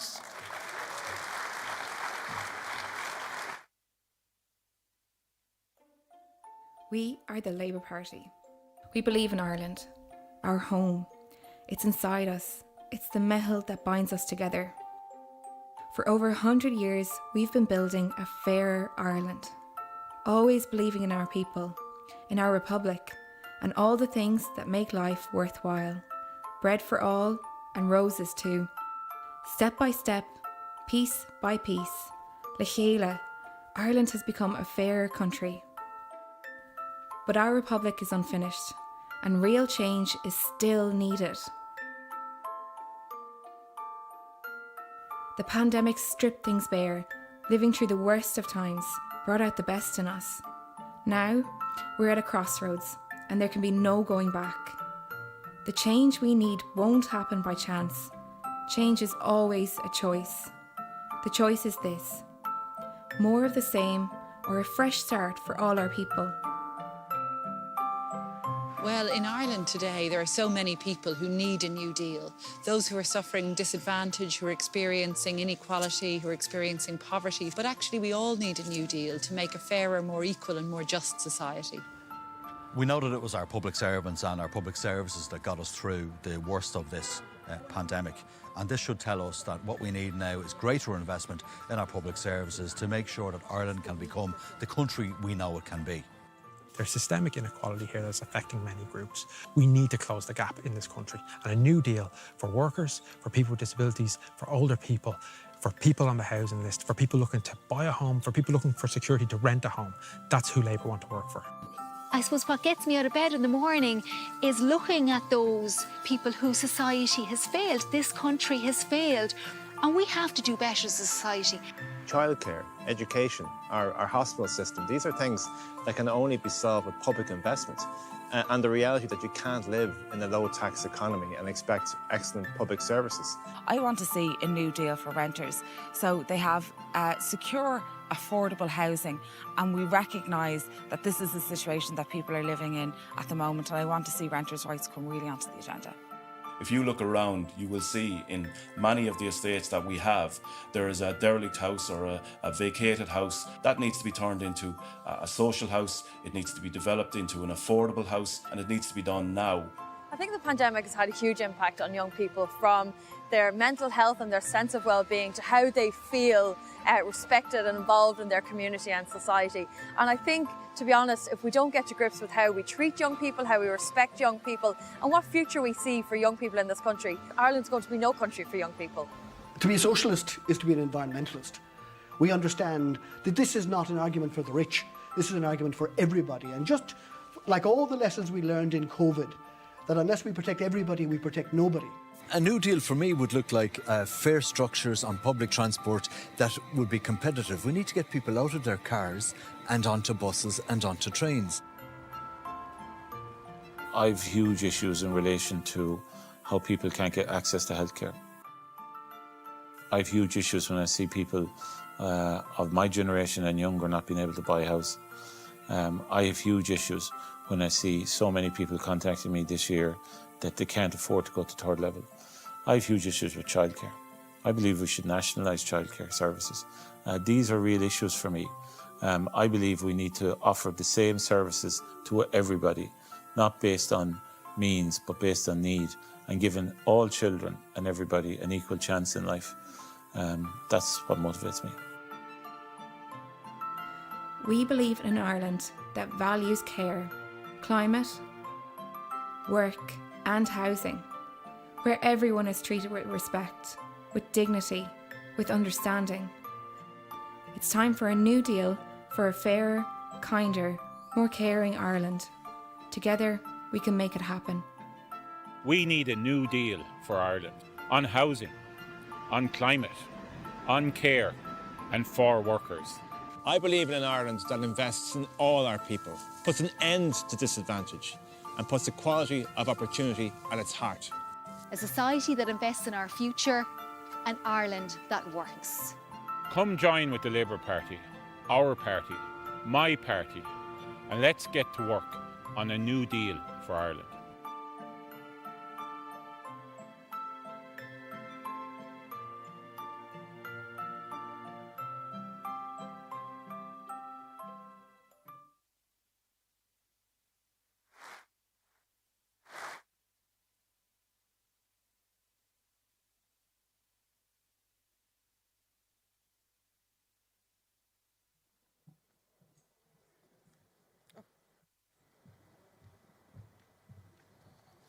Okay, comrades, we're nearly there. First off, I'd just like to say well done to Paddy Cole on that excellent video. And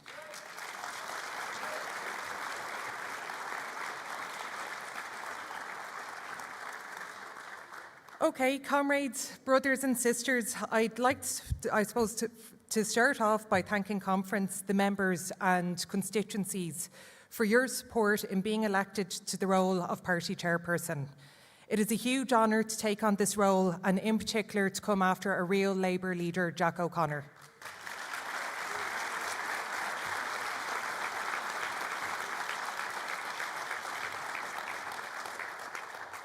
As we move to close this event and contemplate another integral aspect of conference business, the opportunity to have a post-conference pint or 5, and to catch up with comrades and friends, I've been asked to say a few words before we formally close the conference.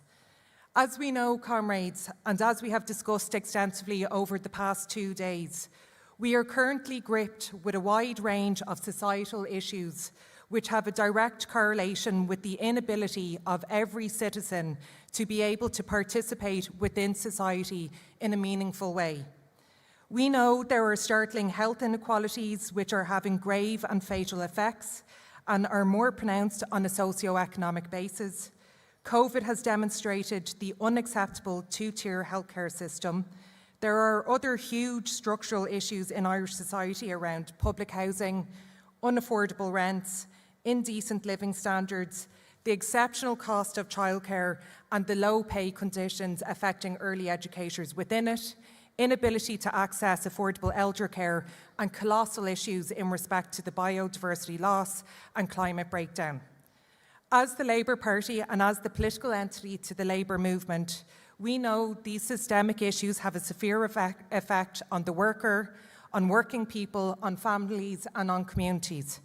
It prohibits our ability to be an active citizen and weighs in favour of the wealthy and the elite when working people are locked out of citizenship in such a way and when there's no real social floor to which any citizen should fall below.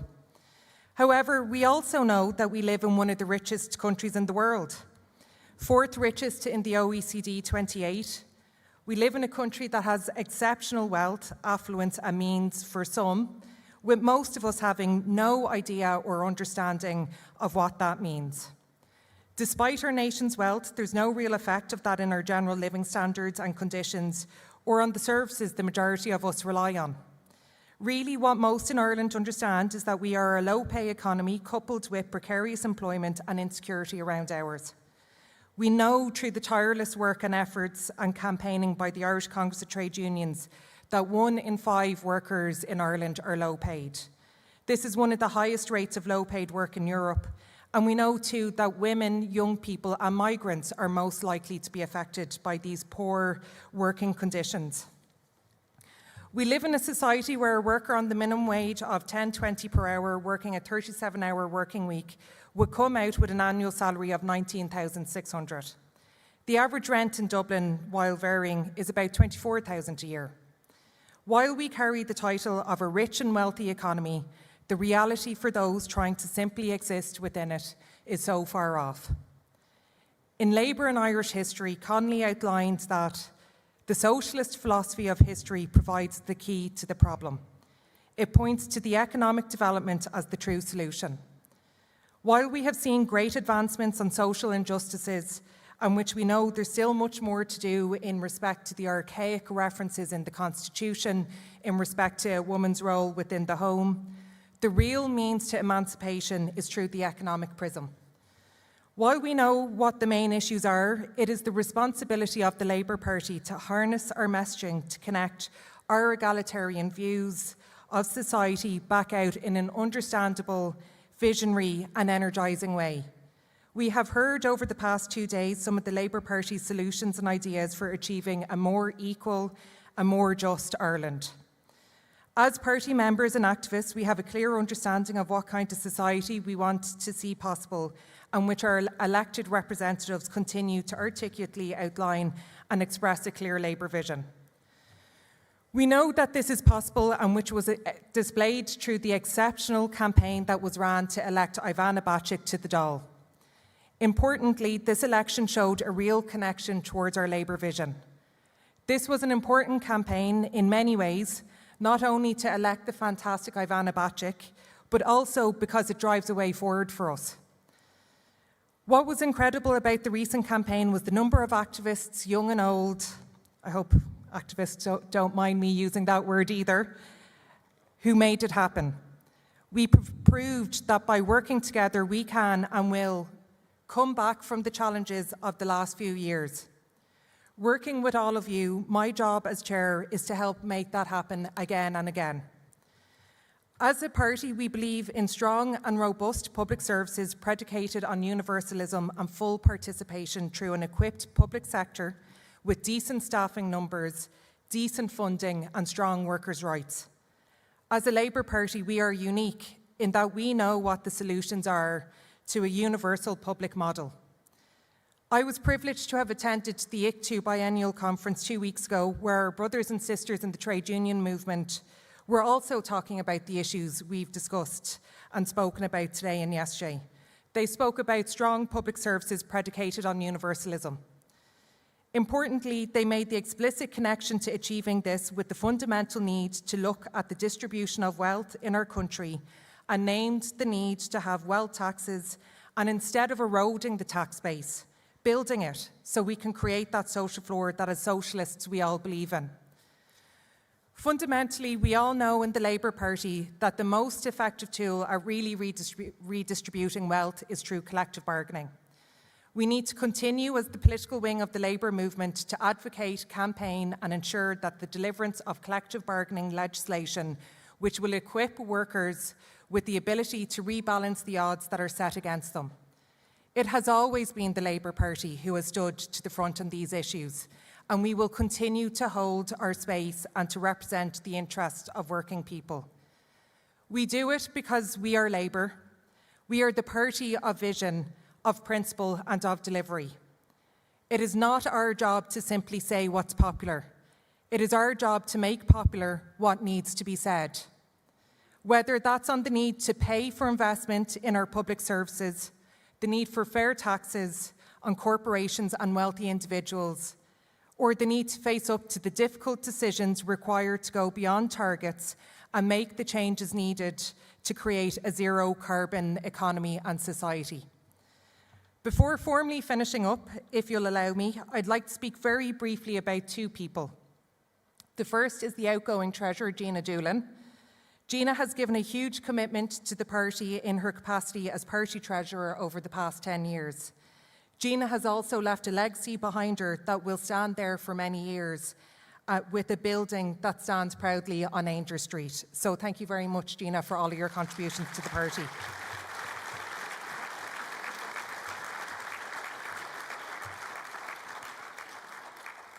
I also want to speak about the outgoing chairperson, Jack O'Connor. Jack is someone who I've gotten to know extremely well over this past year, where he corralled me into the role of chairperson of Labour Trade Unionist, and I haven't looked back since. He is someone who I remain deeply inspired by his commitment to the Labour movement and his absolute dedication to the struggle for a better life for all working people. Jack also selflessly gives as much guidance, support and encouragement to others to ensure a real collective effort and building of a movement. Jack has been and continues to be a leader and a giant not only in the Labour Party but in the Labour movement. In my own engagement with constituencies over the past number of months, members and activists spoke about Jack in a way that entirely sums up his presence within the movement, with many remarking that Jack is Labour. Jack has worked tirelessly without a want for thanks, but I'm going to make sure you get it now, Jack, for recognition in ensuring the success of Connolly's party, and he stood strong with the party over many challenging times and continued to use his national profile and standing to outline and emphasise Labour's continued influence, importance and the legacy which the party will and continue to have for working people.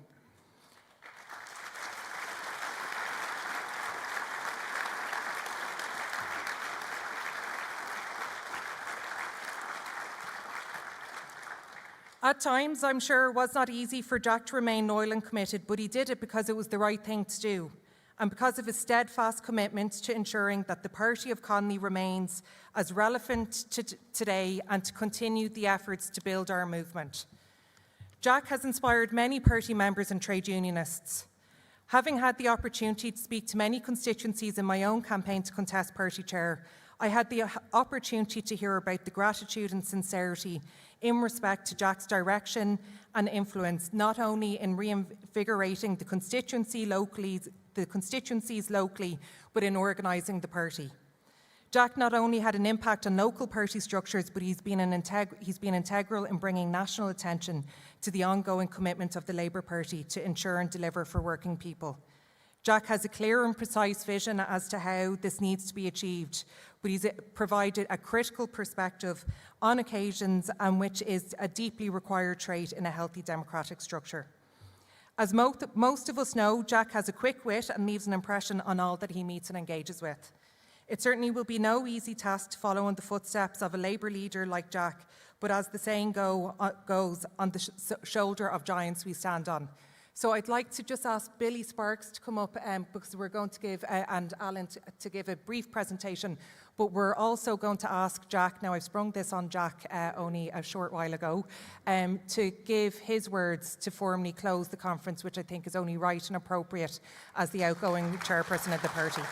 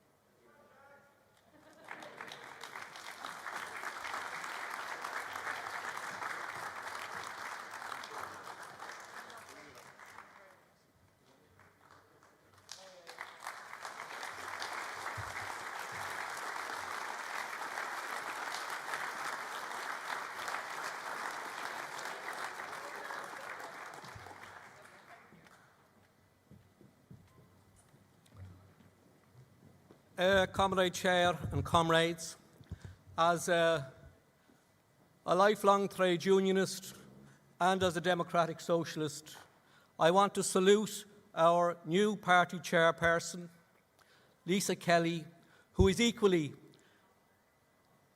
a conviction trade unionist and a democratic socialist, and I want to wish her well in the onerous task I have been party to persuading her to undertake for the years to come.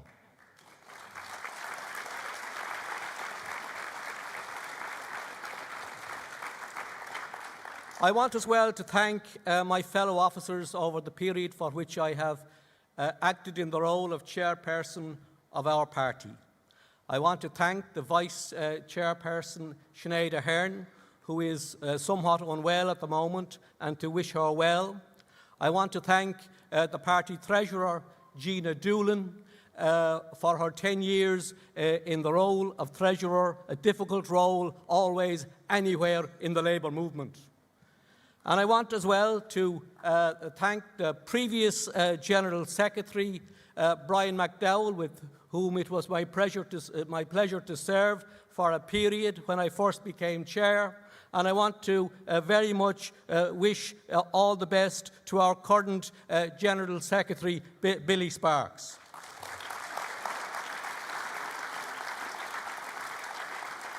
I want as well to wish all the best and all the success possible to the party leader, Alan Kelly, and to congratulate him on the very fine and substantial speech, courageous speech, which he delivered here early this evening.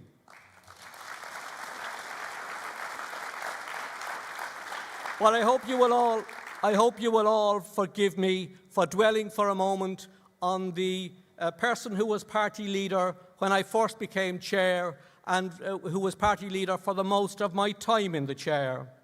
And I want to say that while I do agree with Alan that the heroic Tom Johnson is undoubtedly the most underappreciated figure in Irish political history, I do believe that our comrade Brendan Howlin is very much the most underappreciated figure in modern Irish history.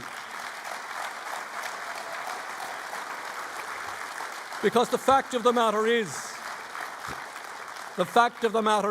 comrades, and I have not always agreed with him, as he well knows, no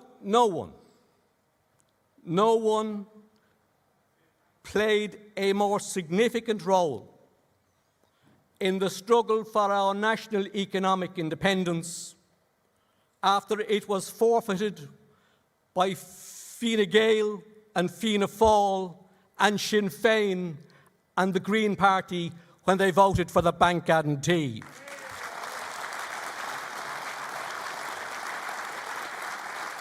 And he went on, as you know, to undertake the difficult task of party leader in the most difficult of times. And he is a person whose contribution to the interests of the people for which this party was founded has been exceeded by none. And I want to say that it was a privilege to serve as chairperson with him and to extend him all the best for the years to come.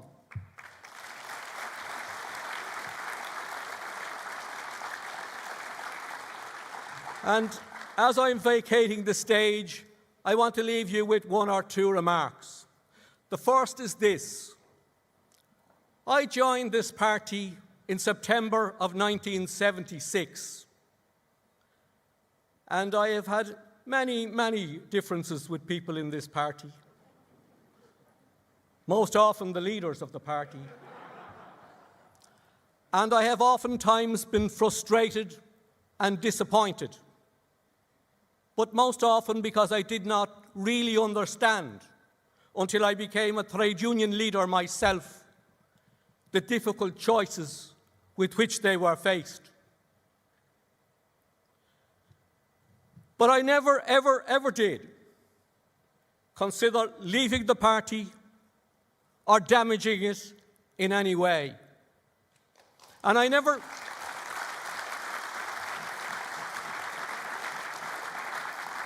And I never did so, because despite the degree to which I searched my brain to find easy ways out, and ways that I could tell people what they wanted to hear, when I really should be telling them what they needed to know,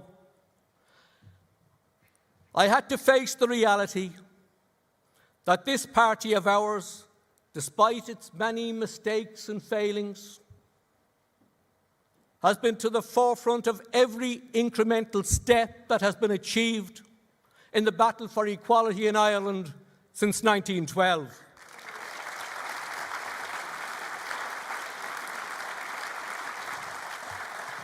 And I've always had to face the reality as well that every single time without exception, when our party was faced with the choice between its own electoral possibilities and the interests of the people, our party, Connolly's party, always elected to stand for the interest of the people.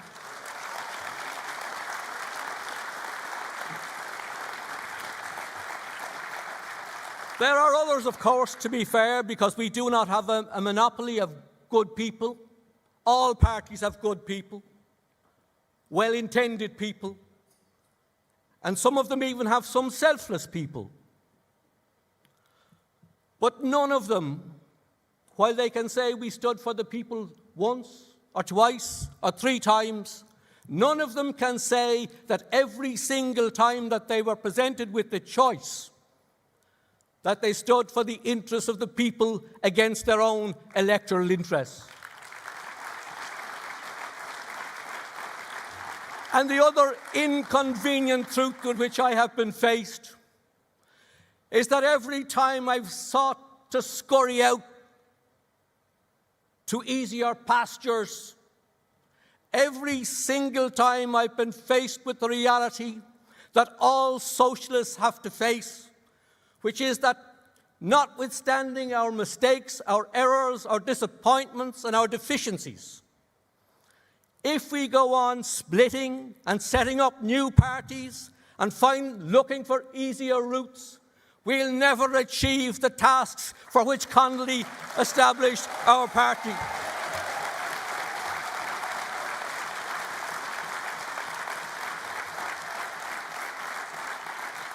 And given my lifetime of telling inconvenient truths, I want to utter one now at this point, and it's this.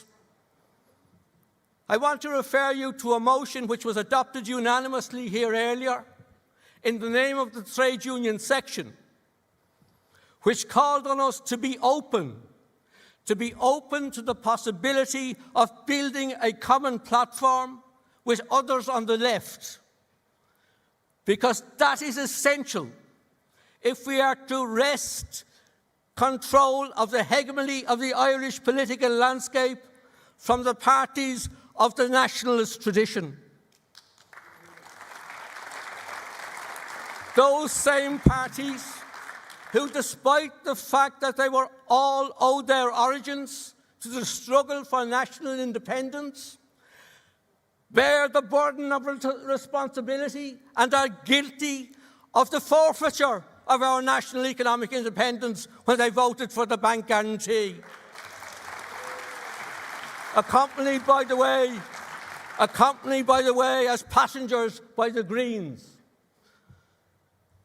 And we have to think in terms of what we can do to build common cause with others who did not vote for that bank guarantee, which we alone, as a political party in Parliament, opposed on that historic day.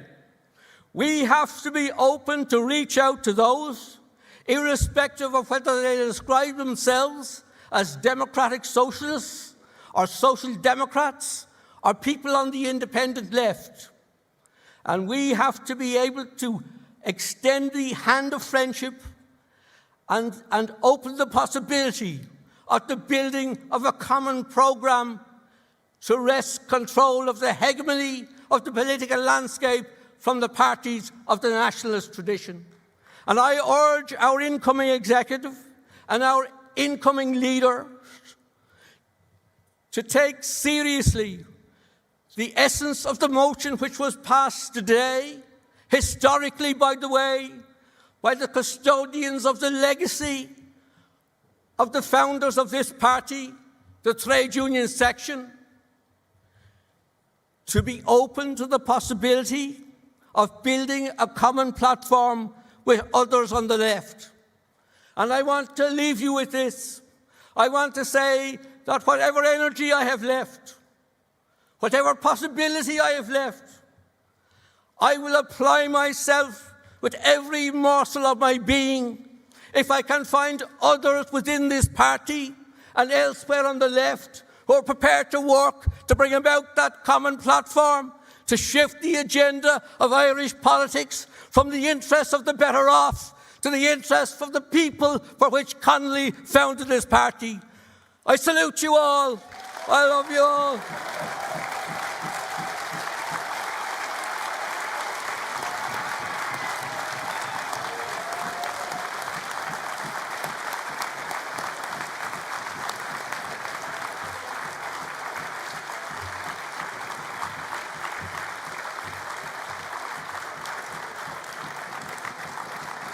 And there you go. It wouldn't have been a full conference if we didn't get that rousing speak from our outgoing party chair, Jack O'Connor.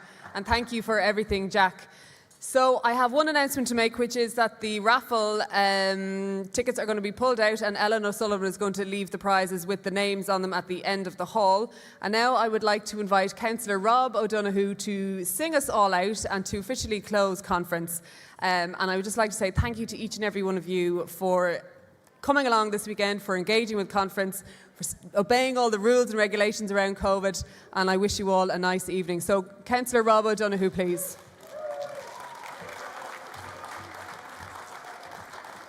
How are you? It's always easy following Jack. Jeez. All right, the red flag, all 17 verses. In the style of Billy Bragg this year. No, the next year, if you have me back. Okay. The people's flag is deepest red, it shelters off our martyred dead. And ere its limbs grew stiff and cold, our heart's blood dyed its every fold. So raise the scarlet standard high, beneath its shade we live and die. Though cowards flinch and traitors sneer, we'll keep the red flag flying here.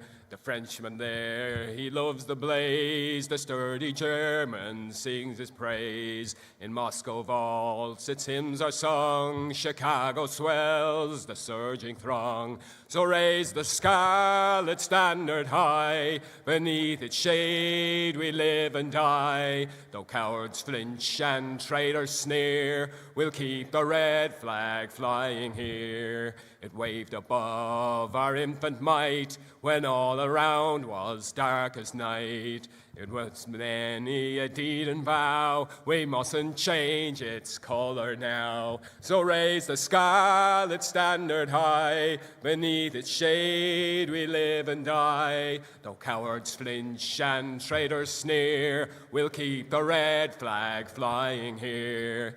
It suits today the meek and base, whose minds are filled with pelf and place, to cringe before the rich man's frown and haul the sacred emblem down. So raise the scarlet standard high, beneath its shade we live and die. Though cowards flinch and traitors sneer, we'll keep the red flag flying here.